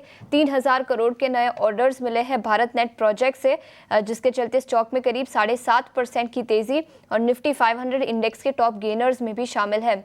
राहुल, क्या राय होगी आईटीआई पर? आदित्य, आपसे पूछना चाहूंगी, आदित्य क्या राय होगी आईटीआई पर? देखिए आईटीआई में अच्छी तेजी है बट बाजार के चलते मुझे लगता है ये तेजी शायद थोड़ी प्रॉफिट बुकिंग यहाँ पे देखने को मिलेगी। तो अभी फिलहाल फ्रेश खरीदारी की राय नहीं है, इसको अभी सिर्फ होल्ड कर सकते हैं। होल्ड करने की सलाह आईटीआई लिमिटेड पर। इस बीच कुछ रेलवे रिलेटेड स्टॉक्स में दबाव दिखा है। इरकॉन इंटरनेशनल 4.5% की गिरावट यहाँ पर, और इसी के साथ एक और स्टॉक को जोड़ लेते हैं, कोचिन शिपयार्ड, जहाँ पर 3.5% की गिरावट है। किरण, दोनों में से कोई स्टॉक जहाँ पर गिरावट के बाद खरीदारी के मौके बन सकते हैं? मेरे हिसाब से डिफेंस के जो स्टॉक्स है उसमें थोड़ा वेट एंड वॉच करना चाहिए, लेकिन फिर भी अगर आपको कोचिन शिपयार्ड आप देखोगे तो कहीं ना कहीं एक अच्छे सेटअप के साथ रिवर्सल फॉर्मेशन हम देख रहे हैं। तो कोचिन शिपयार्ड के अंदर आप ध्यान रख सकते हो, करंट मार्केट प्राइस या कोई भी टिप आता है तो अगर नीचे में 1440 1430 का लेवल ब्रेक नहीं किया तो वापस इसमें रिकवरी अटेम्प्ट आप देख सकते हो। तो कहीं ना कहीं आप कोचिन शिपयार्ड के ऊपर ध्यान रखिए करंट मार्केट प्राइस से 1440 के स्टॉप लॉस के साथ। दूसरा एक स्टॉक है वो बीईएमएल है, हमने ऑलरेडी आगे भी चर्चा की है। 4000 से 42 4400 तक का एक रिकवरी यहाँ पे हम देख चुके हैं। आज यहाँ पे भी गिरावट देख रहे हैं तो इस गिरावट में 4200 के आसपास लॉन्ग करना चाहिए। Inverted head and shoulder pattern breakout है, 4100 का स्ट्रिक्ट स्टॉप लॉस रखिए और जिस तरह के चार पैटर्न है 4500 तक की रैली आप यहाँ पे एक्सपेक्ट कर सकते हो। तो बीईएमएल लुक्स वेरी प्रॉमिसिंग। ये राय बीईएमएल और इसके अलावा कोचिन शिपयार्ड पर भी हमने राय दी। कुछ माइनिंग स्टॉक्स पर नजर डालते हैं। एनएमडीसी 1.5% से ज्यादा की तेजी है, लेकिन उसके पेयर जीएमडीसी की बात करें तो यहाँ पर 1% से ज्यादा की गिरावट दिखी है। आदित्य, दोनों स्टॉक्स पर क्या राय, एनएमडीसी और जीएमडीसी? देखिए एनएमडीसी पे बिल्कुल पॉजिटिव नजरिया बनाया जा सकता है। अभी स्टॉक 243.60 चल रहा है, इस लेवल से खरीद सकते हैं। 239 का रहेगा स्टॉप लॉस और टारगेट रहेंगे 247 से लेके 250 के। ऑलराइट, तो एनएमडीसी यहाँ पे देखिए कुछ एक चुनिंदा मेटल काउंटर्स जो हैं स्ट्रॉन्ग ज़रूर होते हुए दिख रहे हैं, पर इस बीच एक बार मार्केट्स पर भी आप नज़र डालिए क्योंकि वॉल्टिलिटी काफ़ी ज़्यादा देखने को मिल रही है और एकाएक जहाँ पे 100 अंकों से ज़्यादा की गिरावट निफ्टी 50 दिखा रहा था, अब वो रिकवर करते हुए देखिए मात्र 10 अंकों की कमजोरी रह गई है निफ्टी 50 में। वहीं निफ्टी बैंक भी 250 अंकों की गिरावट से सीधा 100 पॉइंट्स रिकवर करता हुआ, और ये सिर्फ 5 मिनट की कैंडल्स अगर आप देखेंगे तो आपको ये तस्वीर सामने दिखेगी। 100 अंकों की यहाँ पर कमजोरी है। किरण जी, मेरा एक सवाल आपसे इंडेक्स पे ही है, क्या अब इस वॉलेटिलिटी के लिए, इतनी शार्प वॉलेटिलिटी और इतने शार्प यू टर्न्स के लिए हमें तैयार हो जाना चाहिए? एटलीस्ट इंट्राडे कैसे आप देख रहे हैं बाजारों को, क्या आपकी क्या रणनीति रहेगी? क्योंकि इंडिया विक्स तो अभी फिलहाल हरे निशान में जरूर है, तो ऐसे में ट्रेडर्स अपने आप को कैसे पोजीशन करें इंट्राडे? देखिए वोलेटिलिटी डेफिनेटली एक हाई लेवल पे है तो उसकी वजह से हम इंट्राडे के अंदर भी ये स्विंग एक्सपेक्ट कर सकते हैं। और ओवरऑल चार्ट स्ट्रक्चर जिस तरह से है, हमें इस तरह से हमारा जो रिसर्च है या तो हमारी जो टीम है उनके हिसाब से कहीं ना कहीं हमने बॉटम आइडेंटिफाई कर ली है। There are very rare chances कि हम जो इंटरमीडिएट बॉटम से उसको ब्रेक करें। सो होलिस्टिकली व्यू अगर हम देखें तो 23,700 का जो एक स्ट्रॉन्ग सपोर्ट है 50% फिबोनाची रिट्रेसमेंट लेवल है। साथ ही साथ आप प्रीवियस चार्ट देखोगे तो वहां पे भी कहीं ना कहीं हमने देखा था कि लास्ट टाइम की जो रिकवरी या तो लास्ट टाइम का जो बुल रन स्टार्ट हुआ था वो 23,700 के आसपास से ही हुआ था। So these are very good important levels. और अगर आप निफ्टी 500 का चार्ट भी देखोगे तो वहां पे भी 22,500 के आसपास निफ्टी 500 सपोर्ट ले रहा है। सो होलिस्टिकली अगर आप देखोगे तो मार्केट एक अच्छे खासे सपोर्ट के आसपास है। हाँ, ये बात है कि लास्ट 3 साल में पहली बार ऐसा हुआ है कि 1 महीने तक ये लंबा करेक्शन चला है, तो लोगों का कॉन्फिडेंस थोड़ा हिला हुआ है। जैसे फेड ने अपने 25 बेसिस पॉइंट कट किए हैं, ट्रम्प जो वहां पे इलेक्शन जीत चुके हैं, नवंबर एंड में हम डोमेस्टिक इलेक्शंस भी देखने वाले हैं, देन आरबीआई की भी पॉलिसी है। So if we connect all this dot, there are very good chances कि we are at intermediate bottom. हम तो बाय ऑन डिप्स की सलाह दे रहे हैं। 23,700 से 24,000 के बीच में आप लॉन्ग कीजिए, 23,500 का स्ट्रिक्ट स्टॉप लॉस रखें, और नवंबर एंड तक वापस हम डेफिनेटली 24,800 25,000 तक जा सकते हैं। तो ओवरऑल हमारा व्यू बुलिश है, और आज की ये डिप में भी हम एक बार के लिए लॉन्ग कर सकते हैं। तो ये नज़रिया निफ्टी और निफ्टी बैंक पर किरण जी, मैं आपको कॉन्ग्रेचुलेशंस भी करना चाहूँगी, क्योंकि मुझे याद था कि जब पिछली बार हम मिले थे तब मार्केट में पूरा जो माहौल था वो काफ़ी वीक था। साथ ही निफ्टी 50 ने 24,000 के लेवल्स को भी ब्रेक कर दिया था। उस समय कुछ रिपोर्ट्स भी आई थी जो नेगेटिव साइड पे थी। मैंने आपसे 1 या 2 बार पुश करके पूछा था कि क्या यहाँ से और गिरावट आपको लग रही है, पर आपने उस समय भी बोला था कि नहीं, मार्केट शायद बॉटम के आसपास है, यहाँ से रिकवरी आनी चाहिए। और उसके ठीक अगले 2 दिन लगातार मार्केट्स में एक अच्छी तेजी रही। तो मेरा कॉन्ग्रेचुलेशंस आपको, पर अच्छा लगा जान के कि आपका व्यू अभी भी पॉजिटिव है। कुछ समय पहले आप HDFC बैंक पर भी अपना व्यू दे रहे थे, और आप देखिए शुरुआत के बाद ही HDFC बैंक में एक अच्छा टिक भी आते हुए दिखा। पर किरण जी, साथ ही एक और बैंकिंग स्पेस काउंटर पे मैं आपसे राय जानना चाहूंगी, वो है ICICI बैंक, क्योंकि पूरी बैंकिंग की रैली में इसने बहुत पार्टिसिपेट नहीं किया है और आज फिर से कमजोरी दिखा रहा है। चार्ट्स क्या सजेस्ट कर रहे हैं किरण जी, ICICI बैंक क्या एक रिकवरी के लिए प्ले करना चाहिए? सो ओवरऑल अगर हम बैंकिंग स्पेस की बात करें तो रिसेंटली हमने देखा था कि PSU bank were doing very good, लेकिन ये साल की शुरुआत से PSU बैंक में कहीं ना कहीं एक गिरावट आई थी। तो बैंकिंग में कहीं ना कहीं प्राइवेट बैंक, और उसमें भी आप देखोगे तो HDFC बैंक, कोटक बैंक इतने रिटर्न नहीं दे पाए थे, जहां एक्सिस और ICICI बैंक ने काफी अच्छे रिटर्न्स दिए हैं। So now within this private bank we are looking के यहाँ पे चर्निंग हो सकता है। Axis and ICICI bank can go in sideways और प्राइस करेक्शन लिटिल बिट, और उसके सामने आप HDFC और कोटक के परफॉर्मेंस देख सकते हो। सो ओवरऑल रिकवरी के लिए अगर हमें ट्रेड करना है ICICI बैंक को, सो अपने 50 डेज मूविंग एवरेज के आसपास ट्रेड कर रहा है। प्रीवियसली भी हमने देखा था 1250 1240 के आसपास के सपोर्ट से ही घुमा था। तो वेट फॉर दोस लेवल कि 1250 के आसपास आपको मिले तो डेफिनेटली आपको लॉन्ग करना चाहिए। 1220 1200 के आसपास के आप स्टॉप लॉस मेंटेन कीजिए, और पोजिशनली आप लॉन्ग कर सकते हो। And thank you very much for your appreciation. Alright, तो ICICI बैंक पर आपके लिए रणनीति, आप लेवल्स जो किरण जी ने बताए हैं उसको ध्यान में रखिए, कहाँ पर आपको लॉन्ग करना है ये भी हमने उनसे समझा। पर देखिए नतीजों के रिएक्शंस काफ़ी शार्प हैं। कुछ समय पहले हम टाटा मोटर्स की बात कर रहे थे, यहाँ पे नतीजे अभी आए नहीं हैं, पर आज ही आपको वीकनेस आती हुई दिख रही है इस स्टॉक में, क्योंकि देखिए उम्मीदें जैसा हम बता रहे थे कुछ बहुत ज़्यादा नहीं है। और पूरे स्पेस में आप देखिए, चाहे M&M के अच्छे नतीजे आए हों फिर भी स्टॉक की पिटाई हो रही है, मारुति के इनलाइन नंबर्स आए हों तब भी स्टॉक की पिटाई हो रही है। तो जब एक ऐसा मूड बन जाता है कि एक सेक्टर को ही शायद इन्वेस्टर्स दरकिनार कर देते हैं, तो ऐसे में उन सेक्टर्स से थोड़ा सा बच के रहें, उसी में भलाई है। टाटा मोटर्स का शेयर देखिए फिलहाल डे लो के आसपास 1% की यहाँ पर कमजोरी दिखा रहा है, और नतीजों पर फोकस जरूर रहेगा। पोस्ट मार्केट ही आमतौर पे इसके नतीजे आते हैं। पर आदित्य, टाटा ग्रुप की एक और कंपनी जो कि आज शानदार तेजी दिखा रहा है वो स्टॉक, वो है इंडियन होटल्स।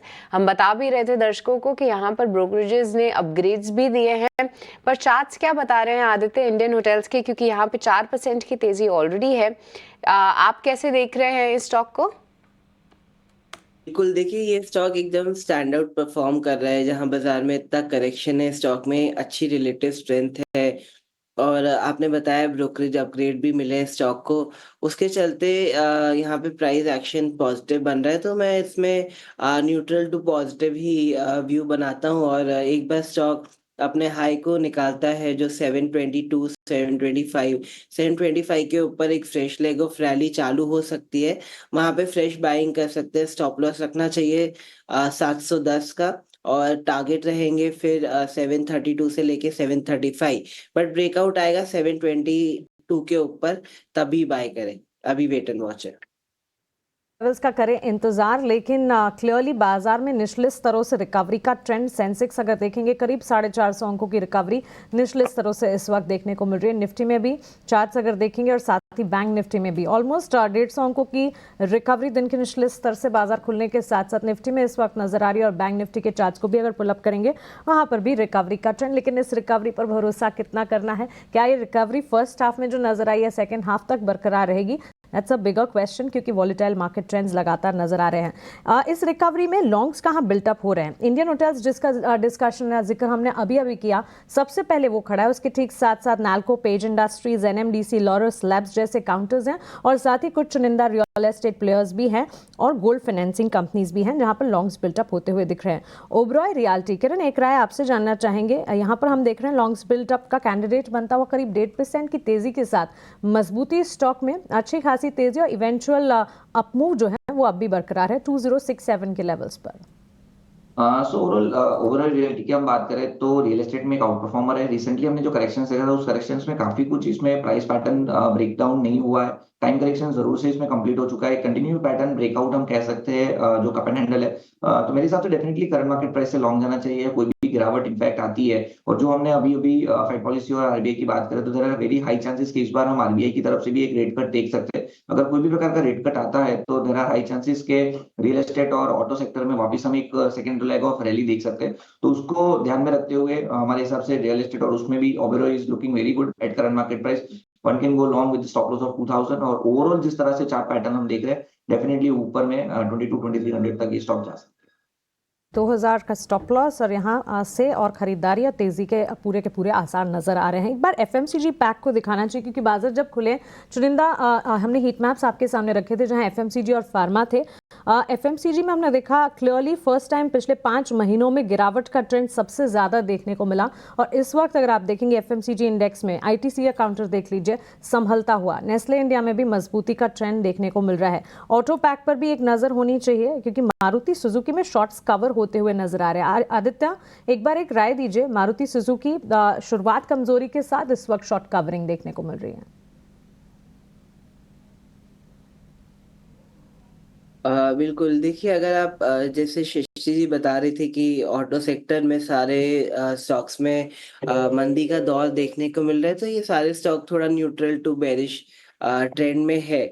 इसमें हम लेवल बेस्ड अप्रोच फॉलो करें तो स्टॉक अगर एक बार 11,300 क्रॉस करता है तो यहाँ पे पॉजिटिव नजरिया बनाए। स्टॉप लॉस रखे 11,100 का और टारगेट रहेंगे 11,500 से लेके 11,600 के। गोल्ड फाइनेंस काउंटर्स को एक बार देख लेते हैं। मणप्पुरम फाइनेंस, मुथूट फाइनेंस मजबूती का ट्रेंड शुरुआती सेशन में पकड़ा और ये मजबूती जो है और ज़्यादा तेज़ होती हुई 154 के लेवल्स पर इस वक्त मणप्पुरम फाइनेंस में और तेज़ी के साथ कामकाज, हरे निशान के साथ मुथूट फाइनेंस भी। किरण, दोनों गोल्ड फाइनेंसिंग काउंटर्स पर एक आउटलुक। सो मुथूट और मणप्पुरम दोनों की अगर हम बात करें तो Muthoot looks very strong and promising. Reason being आप देखोगे तो उसकी जो प्रीवियस ब्रेकआउट लेवल था 1800 उसके आसपास सस्टेन है। साथ ही साथ इंट्राडे चार्ट्स के ऊपर एक बुलिश हार्मोनिक पैटर्न भी बना हुआ है। तो जब तक ये 1800 के नीचे नहीं जाएगा there are very high chances कि यहाँ पे हम एक रिकवरी पैन आउट होते हुए देख सकते हैं। So Muthoot finance would be the preferred choice over the Manappuram with the stop loss of 1800। अब मैं मणप्पुरम की बात करूं तो मणप्पुरम में एक बड़ा सा प्राइस करेक्शन आने के बाद रिकवरी यहाँ पे पैन आउट हो रही है। लेकिन कहीं ना कहीं लास्ट वीक भी हम जब डिस्कस कर रहे थे तब हमने डिस्कस किया था कि 155 160 का एक क्लस्टर रेजिस्टेंस है। अगर वो रेजिस्टेंस क्रॉस करेगा तो यहाँ पे एक 180 तक की रैली एक्सपेक्ट कर सकते हैं। तो उसको ध्यान में रख के अगर किसी को रिस्की बैट लेनी है तो करंट मार्केट प्राइस वो ले सकते हैं। लेकिन ऊपर में 160 के आसपास अगर लेवल क्रॉस नहीं हुए तो ये वापस नीचे भी आ सकते हैं। तो रिस्क रिवॉर्ड रेशियो इतना फेवरेबल नहीं है बट फिर भी एक बार किसी को लेना है तो 149 के स्टॉप लॉस से आप लॉन्ग कीजिए।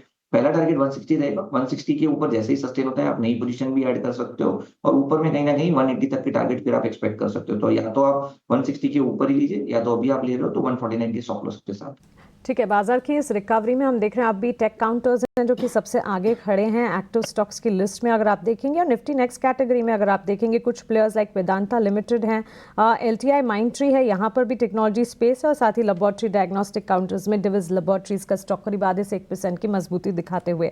हमारे साथ हमारे एक और टेक्निकल एक्सपर्ट SBI सिक्योरिटीज के technical and derivatives research head Sudeep Shah जुड़ गए हैं। Sudeep, good morning, good to have you with us. ET now Swadesh पर आपका स्वागत है।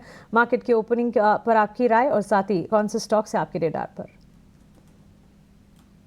गुड मॉर्निंग मानसी जी।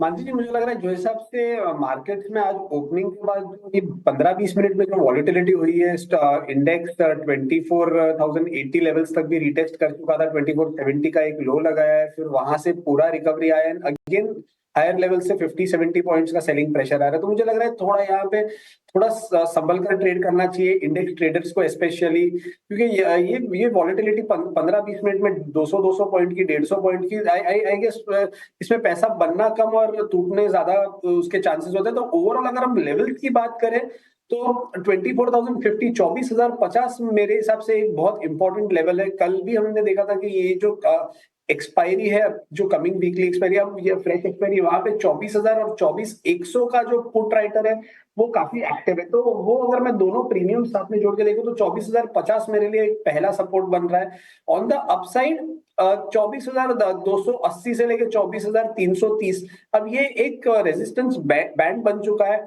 जब तक 24,330 के ऊपर नहीं निफ्टी सस्टेन करता है तब तक हम यही वॉलिटिलिटी देखेंगे 24,050 और 24,330 के बीच में। ये 200-250 पॉइंट काफी फास्ट और काफी वॉलेटाइल मूव्स हमें यहाँ पे देखने मिल सकते हैं।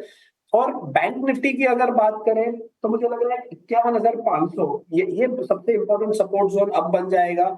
और ऑन द अपसाइड 52,000 जैसे ही क्रॉस होता है हमें 300 से 400 पॉइंट का एक अप मूव बैंक निफ्टी में हम देख पाएंगे। तो लॉन्ग करना भी है यदि किसी को, तो 52,000 के ऊपर अगर बैंक निफ्टी सस्टेन करता है तो ही हमें लॉन्ग जाना चाहिए। तब तक थोड़ा वेट एंड वॉच करना चाहिए क्योंकि वॉलिटिलिटी काफी है। स्टॉक स्पेसिफिक अगर हम बात करें तो मुझे लग रहा है कि जो एक्सचेंजेस और जो कैपिटल मार्केट इंटरमीडियरीज की जो कंपनीज है, यहाँ पे मुझे एक थोड़ा ज्यादा कंफर्ट बैठ रहा है। सीडीएसएल है, बीएससी है, यहाँ पे मुझे लग रहा है एक अच्छा मोमेंटम बना हुआ है अगेंस्ट द मार्केट। यहाँ पे हमें रिलेटिव स्ट्रेंथ बहुत ही बढ़िया दिख रही है। तो सीडीएसएल मुझे लग रहा है 1700, 1750 के लेवल तक जा सकता है। ऑन द डाउन साइड 1610 का एक स्टॉप लॉस रखे। और बीएससी भी 5,100 से लेके 5,200 के लेवल्स लग रहे हैं, जो इस सबसे डेली, वीकली और मंथली चार्ट पर स्ट्रक्चर सेटअप है। तो ऑन द डाउन साइड यहाँ पे स्टॉप लॉस भी रखना चाहिए। 830 का 4830 का स्टॉप लॉस और 5100, 5200 के टारगेट। ऑलराइट, तो यहाँ पर CDSL और साथ ही BSC जैसे काउंटर्स पर पॉजिटिव नज़रिया सुदीप का, तो इन दोनों ही काउंटर्स पर आप नज़र रखें और देखिए क्या शानदार और कितने स्ट्रॉन्ग प्लेयर्स हैं ये, क्योंकि मार्केट की गिरावट में थोड़ा बहुत पार्टिसिपेट करते हैं और उसके बाद जब रिकवरी आती है, रीबाउंड आता है, वो और भी मजबूती के साथ होता है।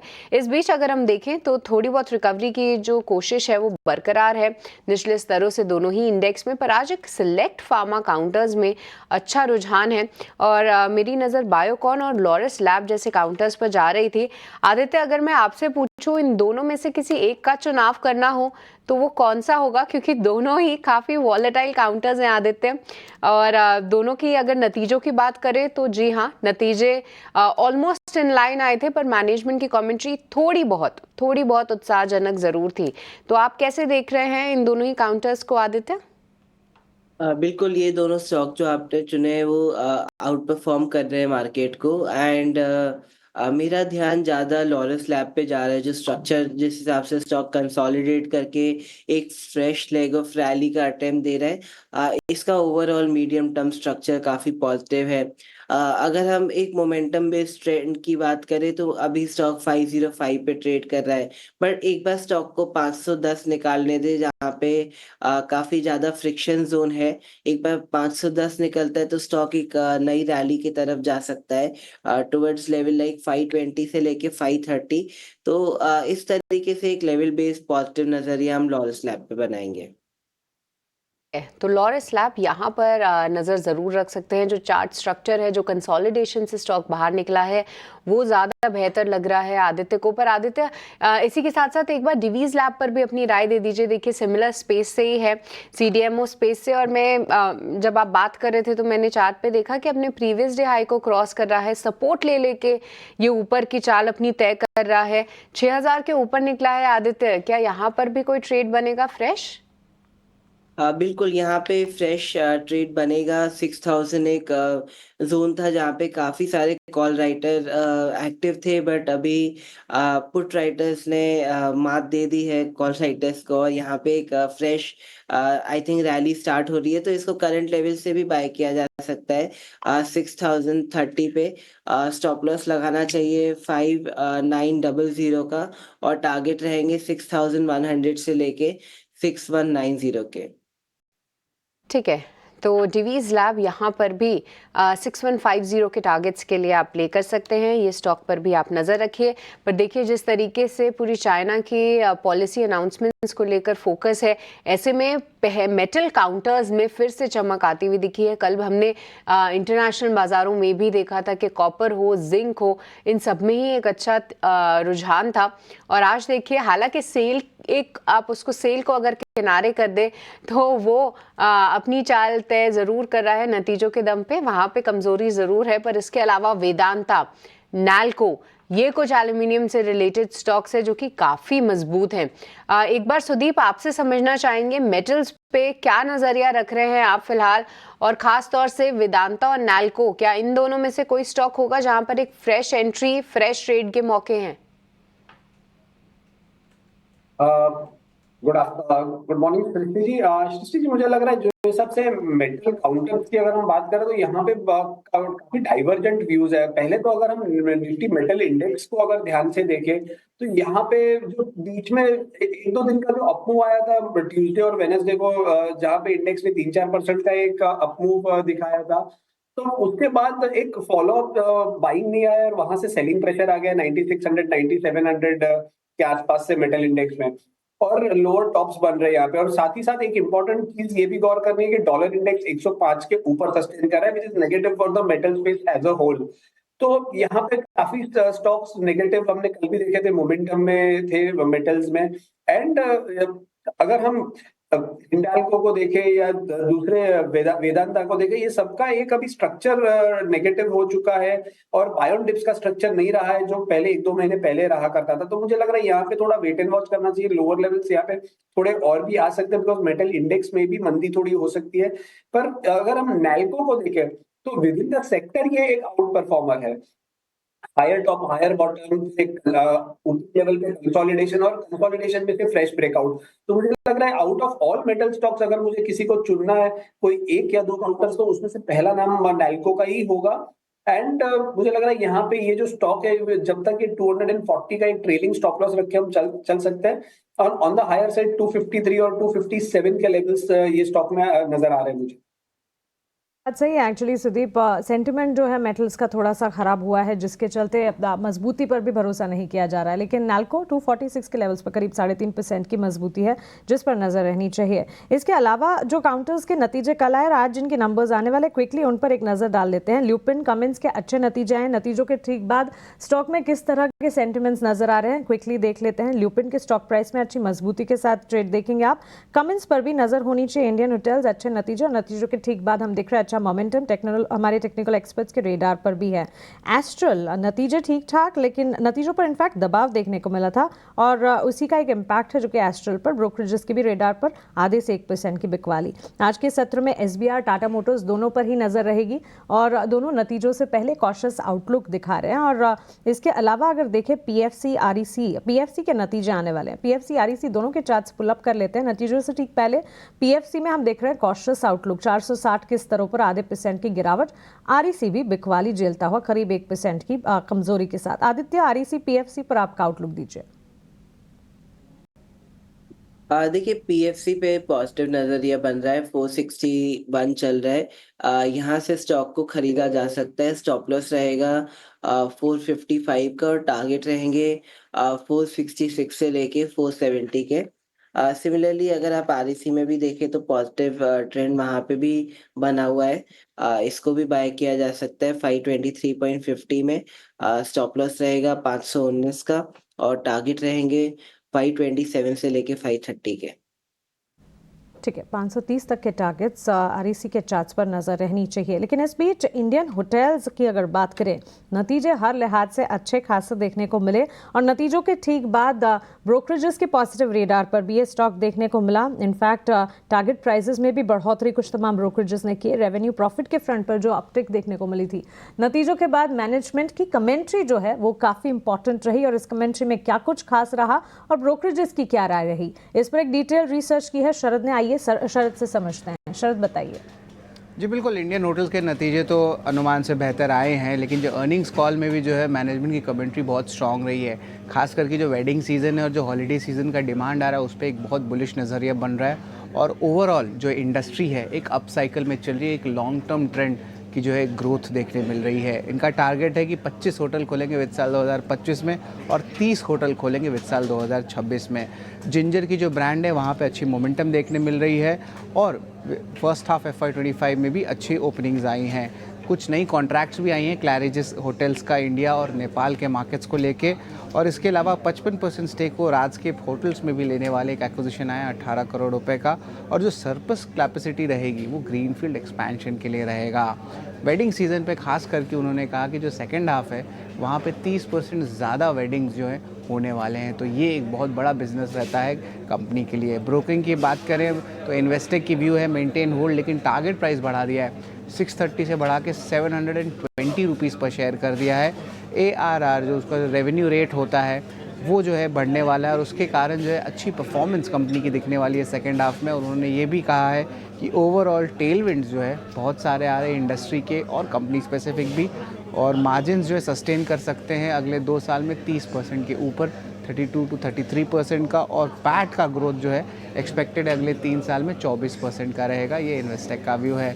ओवरऑल ब्रोकरेजेस ने थम्सअप दिया है, कमेंट्री भी बहुत स्ट्रांग आई है। स्टॉक ज़रूरी जो है अच्छा ड्राइव अप ऑलरेडी हो चुका है, वैल्यूएशन थोड़े महंगे हैं बट ओवरऑल कमेंट्री बहुत स्ट्रांग आ रही है। तो अगर लॉन्ग टर्म बेसिस पे देखेंगे तो होटल इंडस्ट्री जो है 8 या 10 साल के स्लम के बाद पिछले 4 से 5 साल में एक अच्छी पिकअप देखने मिली है। तो ये एक पॉजिटिव मोमेंटम मैनेजमेंट के कॉन कॉल में देखने मिला है। जानकारी के लिए आपका शुक्रिया। इंडियन होटल्स के शेयर में आज मजबूती और इस मजबूती के पीछे की वजह अब आपके टीवी स्क्रीन पर आप देख रहे हैं। मैनेजमेंट की कमेंट्री और साथ ही ब्रोकरेजेस के भी रेडार पर ये स्टॉक और टेक्निकल एक्सपर्ट्स की अगर राय देखें तो टेक्निकली भी स्टॉक जो है वो पॉजिटिव नजर आ रहा है। इस बीच बाजार की तेजी पर एक नजर क्विकली होनी चाहिए क्योंकि रिकवरी जो है काबिले तारीफ देखने को मिल रही है। निफ्टी अगर देखेंगे निचले स्तरों से अच्छी खासी रिकवरी और 24,250 के नजदीक इस वक्त ट्रेड करता हुआ। क्लियरली 24,300 के पड़ाव को अगर पार कर जाए तो फिर 24,500 के स्तर को देखने की उम्मीद हम जता सकते हैं और यही एक लेवल है जिसका लगातार इंतजार है और कुछ दिनों तक, कुछ सेशंस तक 24,500 के लेवल्स अगर हम देख पाएं इवेंचुअल सेशंस में तो फिर बाजार की तेजी पर फिर से भरोसा हो सकता है।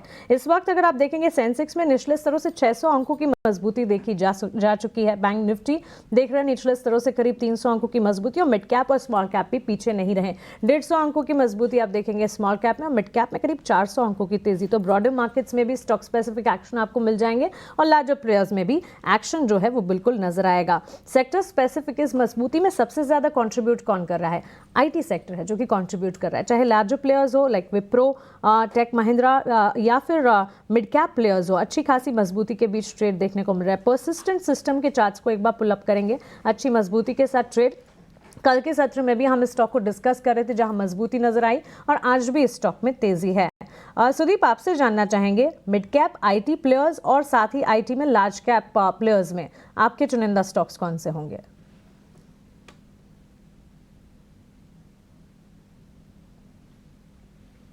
सुदीप, अगर हम मिड कैप आईटी की यदि हम बात करें तो परसिस्टेंट के नतीजे भी आए थे कुछ दिन पहले, तो यहाँ पे भी हमने देखा था कि बहुत ही बढ़िया थे। और जो सबसे स्ट्रक्चर है परसिस्टेंट का, तो प्रायर अपमूव में था स्टॉक पिछले 3-4 महीने से। मार्केट जब थोड़े साइडवेज हो गए थे, जहाँ ऊपर के लेवल से थोड़ा प्रॉफिट बुकिंग आ रहा था, तो यहाँ पे एक बहुत अच्छा डिसेंट अपमूव ये स्टॉक में हुआ था, तो रिलेटिवली स्ट्रॉन्ग था। और हर बार स्टॉक जब भी 5300 5400 के आसपास करेक्ट कर रहा था तो वहां पे जब करेक्शन हो रहा था तो वॉल्यूम्स नहीं थे जब गिर रहा था तब, लेकिन लोअर लेवल से जब बाइंग आता था तो हैवी वॉल्यूम्स के साथ बाइंग आता था, जो कि एक अप ट्रेंड में रहने वाले स्टॉक की एक निशानी होती है। और अगर आज हम देखें तो एक फ्रेश ब्रेकआउट आ रहा है ये स्टॉक पर, तो मुझे लग रहा है ये ब्रेकआउट इसको 6000 6200 के लेवल तक भी लेके जा सकता है। On the down side support रहेगा 5690, तो 5690 के स्टॉप लॉस के साथ इसे बाय करें, या फिर अगर लोअर लेवल से किसी ने होल्ड किया है तो अब एक trading stop loss trading perspective से 5690 का लगा ले। हायर साइड पे 6100 से लेके 6200 के लेवल्स भी ये स्टॉक में हमें नजर आते हैं। अगर लार्ज कैप की बात करें तो यहाँ पे HCL टेक है जो मुझे लग रहा है कि स्ट्रक्चरली बहुत बेटर है, बिकॉज TCS देखे, इन्फोसिस देखे, यहाँ पे कहीं ना कहीं थोड़े शार्प फॉल्स बीच में आए थे, पर अगर HCL टेक का चार्ट देखे तो कहीं पे भी हायर लेवल से 4-5% से बड़ा फॉल नहीं आता है, और जब फॉल आता है तो वो इक्वली फास्ट रिकवरी भी आ जाती है। तो मुझे लग रहा है अगर साथ में सब लार्ज कैप आईटी के चार्ट हम रखें तो HCL टेक सबसे ऊपर रहेगा। तो 1810 का एक स्टॉप लॉस लेके चल सकते हैं HCL टेक में, और ऑन द हायर साइड 1910 से लेके 1950 के टारगेट्स यहाँ पे आ सकते हैं। परसिस्टेंट तेजी और मिड कैप आईटी प्लेयर्स पर भरोसा जो है सुदीप का कायम नजर आ रहा है, लेकिन इस बीच ईएमएस कैटेगरी का एक स्टॉक डिक्सन टेक्नोलॉजीज पर भी नजर होनी चाहिए। आदित्य, शार्प अपमूव इस वक्त नजर आ रहा है, where is the multi bagger headed? अच्छी तेजी के बीच अगर आप देखें लगातार पॉजिटिव सेट ऑफ नंबर्स के लिए जाना जाता है ये स्टॉक। कैगर रिटर्न्स भी करीब हम देख रहे हैं सालाना आधार पर करीब 42% के देखने को मिले हैं, और गुड सेल्स ग्रोथ भी देखने को मिली। टेक्नोलॉजी टेक्निकली चार्ट्स 15830 के लेवल्स पर आधे से 1% की तेजी, हल्की सी बिकवाली का दबाव ऊपरी स्तरों से नजर आ रहा है। आपकी राय क्या होगी? स्टॉक एक बहुत बड़ा मल्टीबैगर रहा है पास्ट में, बट रिसेंटली स्टॉक में चाल बड़ी वोलेटाइल हो गई है, बहुत चंचल सी मूवमेंट है इसमें। अगर आप देखें रिसेंटली तो एक हफ्ते पहले ही स्टॉक 15,800 से करेक्ट होके रिजल्ट के ही दिन शायद 13,000 तक आया, स्टॉक ने वापस एक वहां से क्लाइम बैक कर लिया। तो वॉलेटिलिटी बहुत ज़्यादा हो गई है हायर लेवल्स पे, तो मैं यहाँ पे फ्रेश रैली की सलाह नहीं दूंगा। जो मल्टीबैगर का सुख और जो गेन था वो शेयर होल्डर ने ऑलरेडी उठा लिया है। यहाँ से थोड़ा सा रिस्क टू रिवॉर्ड बहुत ज़्यादा फेवरेबल नहीं है अगर मीडियम टर्म की बात करें, but even in short term stock में वॉलेटिलिटी बहुत ज़्यादा है और साइडवेज एक्शन देखने को मिल रहा है 2 दिन से। तो हाल फिलहाल न्यूट्रल नज़रिया है, वेट करें स्टॉक में एक फ्रेश ब्रेकआउट या ब्रेकडाउन के लिए। ठीक है, तो डिक्सन टेक यहाँ पर आप रखिए नज़र। पर इस बीच अगर हम देखें तो आईटी पैक ही लीड करता हुआ दिख रहा है। विप्रो, टेकएम, इन्फोसिस जैसे काउंटर्स जो हैं वो तेज़ी दिखा रहे हैं, इस पर आप फोकस ज़रूर करिए। पर चलिए अब वक्त हो चला है जानने का आज की ऑप्शंस की रणनीति, और रुक करेंगे हमारे अगले सेगमेंट ऑप्शंस के चैंपियन का।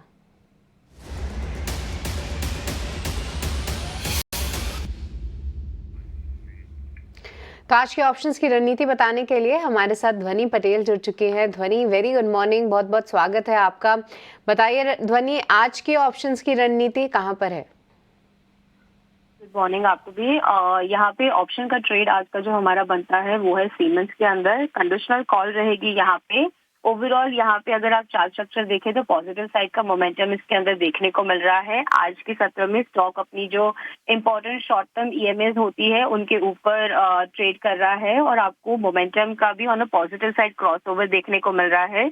7200 का कॉल ऑप्शन कंडीशनली 195 की प्राइस के ऊपर आपको इसको खरीदना है। अभी करीब 180 के प्राइस पे चल रहा है, आपको 195 की प्राइस के ऊपर खरीदना है। टारगेट इसका 250 से लेकर 265 का रहेगा, और स्टॉप लॉस 160 का मेंटेन करना है। अधिकतम मुनाफा आपको 5,250 और नुकसान 2,625 तक का हो सकता है। ऑलराइट, तो सीमेंस यहाँ पर आप कॉल ऑप्शन के जरिए ट्रेड कर सकते हैं। उससे जुड़े स्टॉप लॉस और टारगेट्स भी ध्वनि ने हमें बताया, आपकी स्क्रीन पे भी दिए गए हैं, उनको नोट ज़रूर कर लीजिए। ध्वनि, आपका बहुत बहुत शुक्रिया आज के ऑप्शंस की रणनीति बताने के लिए। पर साथ ही हम अपने दर्शकों को ये डिस्क्लेमर भी दे दें कि 10 में से 9 लोगों को एफएनओ स्पेस में नुकसान ही होता है, और ऑन एन एवरेज जो नुकसान है वो 50,000 रुपये का होता है। तो उसको सोचकर ही आप इस ट्रेड में लें। काफ़ी रिस्की बेट्स मानी जाती हैं ये, और अपने स्टॉप लॉस का ख्याल ज़रूर रखें। पर ध्वनि जैसा कि बता भी रही थी कि सीमेंट्स में उनका पॉजिटिव नज़रिया है, साथ ही हम देख रहे हैं कि पूरे कैपिटल गुड स्पेस में चाहे वो कमिंस हो या फिर हम बात करें एलएनटी जैसे काउंटर्स की, थोड़ी बहुत मजबूती ये काउंटर्स ज़रूर दिखा रहे हैं। और ऐसे में एक बार एलएनटी के स्टॉक पर भी नज़र डालेंगे क्योंकि यहाँ पर अभी तो बहुत मामूली सी तेज़ी है, पर इंटरेस्टिंग ये है कि अपने पिछले हफ्ते के अगर आप देखें, इस हफ्ते और उसके पहले हफ्ते के जो हाइस थे उसको क्रॉस करके निकला है, तो थोड़ी बहुत मजबूती तो ज़रूर दिखा रहा है ये। और सुदीप, मैं आपसे एलएनटी पर एक बार राय ज़रूर लेना चाहूँगी, कैसे देख रहे हैं आप इसको चार्ट्स पे? क्या यहाँ पे और भी मजबूती आ सकती है? पिछली जी एलएनटी का यदि हम चार्ट देखें तो अगर स्टॉक को देखें तो पिछले मेरे हिसाब से 7-8 महीने से जनवरी से स्टॉक ने ज्यादा कुछ नहीं किया है। 3300 से लेके 3700 के रेंज के बीच में ही स्टॉक ट्रेड कर रहा है, पर हर बार जब स्टॉक 3300 के आसपास जाता है तब तक वहां पे से एक स्ट्रॉन्ग बाइंग आती है। और जो कि हमने पिछले सप्ताह भी देखा, या 28-29 अक्टूबर के वहां पे जब 3260 का स्टॉक ने लो लगाया, उसके बाद स्ट्रेट ये 7 सेशंस में स्टॉक फिर से लौट आया है अपनी पुरानी रेंज में। तो मुझे लग रहा है यहाँ पे तो अभी भी इंटैक्ट है। जो लॉन्ग टर्म अपमूव के बाद ये 7-8 महीने का कंसोलिडेशन है, तो यहाँ पे मुझे लग रहा है कि from a trading perspective positioning नहीं कर सकते, बट अगर कोई इन्वेस्टर है और करंट लेवल पे अगर थोड़ा सेफ स्टॉक चुनना है, तो मुझे लग रहा है एलएनटी से बड़ा और बढ़िया ब्लू चिप स्टॉक ये लेवल पे नहीं मिलेगा, और मे बी थोड़ा और कंसोलिडेट करेगा। पर overall eventual long term targets मुझे लग रहा है यहाँ पे 4300 से लेके 4600 के हो सकते हैं स्टॉक में अगले 12 से 14 महीने के बीच में। तो इन्वेस्टर्स के लिए एक बहुत अच्छा अपॉर्चुनिटी है ये जो कंसोलिडेशन हो रहा है वहां पे अक्यूमुलेट करने के लिए। कंसोलिडेशन फेज में है एलएनटी और ये एक अच्छा मौका है जहां पर आप इसको एक्यूमुलेट कर सकते हैं अपने पोर्टफोलियो में। देखिए एलएनटी और दिग्गज जो कि लार्ज कैप्स हैं उनमें ट्रेडिंग से बचकर थोड़े इन्वेस्टमेंट आइडियाज़ ढूंढे, वही एडवाइजेबल होता है। पर जिस तरीके से मजबूती दिखा रहा है विप्रो, जो शुरुआत हुई थी वो ऑलमोस्ट सपाट हुई थी। आदित्य, मेरे रेडार पे आया भी था पर मुझे ऐसा लगा नहीं था कि आज ये 0.25% तक का मूव दिखा सकता है। पर अभी आपकी क्या रीडिंग है विप्रो पे आदित्य? मार्केट खुलने के पहले यहाँ पे ब्लॉक डील भी हुई है, उसको लेकर भी ये फोकस में है, पर चार्ट्स क्या बता रहे हैं, कहाँ तक जाएगा ये स्टॉक? बिल्कुल काफी अच्छा प्रदर्शन है आज के दिन में, और आईटी में देखें तो इसका प्रदर्शन स्टैंड आउट करता है, हाईएस्ट गेनर में आ रहा है। और दूसरी बात करें तो थोड़ा बाजार का ट्रेंड वोलेटाइल है, उसके चलते मुझे लगता है कि इसकी तेजी इन टैंडम या थोड़ा सा अबव एवरेज है। और थोड़ा टेक्निकल इंडिकेटर्स की बात करें तो मुझे लगता है तेजी कायम रह सकती है। तो यहाँ पे एक पॉजिटिव नजरिया बना सकते हैं 573.25 में। स्टॉप लॉस लगाना चाहिए 565 का, और टारगेट रहेंगे इसमें 582 से लेके 585 के। 585 तक के टारगेट्स भी यहाँ पर नजर आ सकते हैं। विप्रो अच्छे मोमेंटम के साथ कामकाज करता हुआ। पेटीएम के चार्ट्स को पुल अप कीजिए, करीब 4% की तेजी के साथ यहाँ पर मजबूती जो है वो वन साइड अप मूव नजर आ रहा है। सुदीप, पेटीएम अच्छी तेजी के बीच कामकाज करता हुआ 827 के स्तरों पर 4% के अप मूव वाजी के आज हमने देखा है। इनफैक्ट दिन के उच्चतम स्तर पर ही ट्रेड कर रहा है इस वक्त। मानसी जी, ये स्टॉक का यदि हम ट्रेंड देखें तो अगस्त में 550 जब स्टॉक ने क्रॉस कर दिया था 550 580 के लेवल, तभी एक ट्रेंड चेंज आ चुका था। 200 दिन के मूविंग एवरेज के ऊपर काफी दिन सस्टेन किया, उसके बाद एक ये बहुत बड़ा ब्रेकआउट आया है और हायर लेवल्स पर भी काफी स्ट्रॉन्ग बाइंग नजर आ रही है। तो मुझे लग रहा है यहाँ पे ट्रेंड को राइड करना चाहिए। जब तक 810 का लेवल होल्ड करता है तब तक 860 880 अगले 2 टारगेट्स हो सकते हैं आने वाले 1 से 2 सप्ताह के बीच में। 860 तक के टारगेट्स आने वाले 1 से 2 सप्ताह हम देख सकते हैं। पेटीएम के स्टॉक प्राइस में जो तेजी है, तेजी बरकरार रह सकती है। इस बीच अगर आप देखेंगे रेलवे स्टॉक्स और साथ ही शिप बिल्डिंग काउंटर्स में रिजल्ट इंपैक्ट नजर आ रहा है। नेगेटिव डाउनसाइड आप देखेंगे, कोचिन शिपयार्ड, जी शिपिंग, ये सारे स्टॉक्स में बिकवाली का दबाव, करीब 3 से 6% की गिरावट है। आरवीएनएल जहां हम देख रहे थे कि ऑर्डर विंस के चलते खबरों में था, आज ये स्टॉक परफॉर्म नहीं कर पा रहे थे। कुछ चुनिंदा काउंटर्स है जिस पर नजर रहनी चाहिए, गिरावट हावी होती हुई। स्टरलाइट टेक्नोलॉजीज, आदित्य इस पर क्विकली एक राय जानना चाहेंगे। लोएस्ट बिडर साबित हुआ है बीएसएनएल प्रोजेक्ट के लिए, वर्थ 1625 करोड़। और स्टरलाइट टेक के काउंटर में एक मजबूती का ट्रेंड नजर आ रहा है। टेक्निकली चार्ट्स कैसे दिख रहे हैं आपको? देखिए आज सुबह स्टॉक ने अच्छी दौड़ लगाई बट ऊपर से प्रॉफिट बुकिंग है। अगर एकदम शॉर्ट टर्म नजरिए के बात करें जैसे इंट्राडे या बीटीएससी तो मुझे इधर ज्यादा दम नहीं दिखता। बट अगर थोड़ा पोजिशनली बात करें तो स्टॉक को एक बार 130 का जो रेजिस्टेंस है वो क्रॉस कर जाए फिर बाद में यहाँ पे एक फ्रेश बाइंग का नजरिया बना सकते हैं। 125 का फिर स्टॉप लॉस लगाना चाहिए और टारगेट रहेंगे 135 से लेके 140। बट स्टॉक को एक बार अपने रेजिस्टेंस को क्रॉस करने दे जो है 130 का। रेजिस्टेंस को क्रॉस करने देते उसके बाद एक बार रिविजिट करेंगे। डिफेंस प्लेयर्स में सुदीप एचएएल के काउंटर पर लगातार इनफैक्ट हम बात भी कर रहे थे, डिफेंस स्टॉक्स रेडार पर भी है, ग्लोबल इंपैक्ट आया है उसके चलते भी और अदरवाइज ऑल्सो एचएएल अच्छी मजबूती के बीच हम देख रहे हैं आज भी करीब आधे % की तेजी के साथ ट्रेड करता हुआ।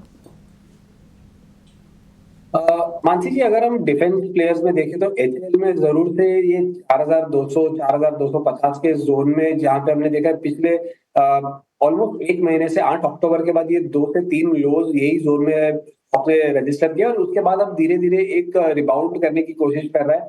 पर मुझे लग रहा है इसके अंदर एक रियल अपमूव जो आएगा वो 45-50 क्रॉस हो जाएगा उसके बाद ही एक शॉर्ट कवरिंग 4800 और 5000 के करीब आ सकता है। तो 45-50 मेरे लिए सबसे इंपॉर्टेंट लेवल रहेगा। और अगर डिफेंस स्पेस में से ही देखें तो मुझे लग रहा है एचएएल से ज्यादा बेटर फिलहाल जो ट्रेंड वाइज है और जो स्ट्रक्चर वाइज है जहां पे एक अच्छा सेटअप भी बन चुका है वो बीईएल है, भारत इलेक्ट्रॉनिक्स लिमिटेड। तो यहाँ पे भी हमने देखा नतीजे भी अच्छे आए थे और उसके बाद जो हिसाब से स्टॉक में मूव आया था 285 के ऊपर ब्रेकआउट दिया था और आज भी ये वॉलेटाइल मार्केट में भी बीईएल अभी भी होल्ड कर रहा है, फॉलो अप गेन्स दे रहा है पिछले 1-2 दिन के मूव के बाद। तो मुझे लग रहा है एचएएल से ज्यादा बेटर अगर अपॉर्चुनिटी अगर ट्रेडिंग पर्सपेक्टिव से लेनी है तो 295 के स्टॉप लॉस के साथ बीईएल पे ध्यान दे सकते हैं। तो वहां पे एक अच्छा सेटअप बना हुआ है। एचएएल के सामने बीएल पर भी नजर होनी चाहिए। 295 का एक स्टॉप लॉस मेंटेन कीजिए, यहाँ से और ज्यादा मजबूती आधे % की तेजी वॉलेटाइल मार्केट्स में भी बीएल के चार्ट्स पे नजर आ रही है। लेकिन चलिए सुदीप आपका और आदित्य आपका शुक्रिया हमारे साथ जुड़ने के लिए, बाजार पर अपना आउटलुक और साथ ही अपने ट्रेडिंग कॉल्स और नजरिए हमारे साथ शेयर करने के लिए। Have a nice day to both of you.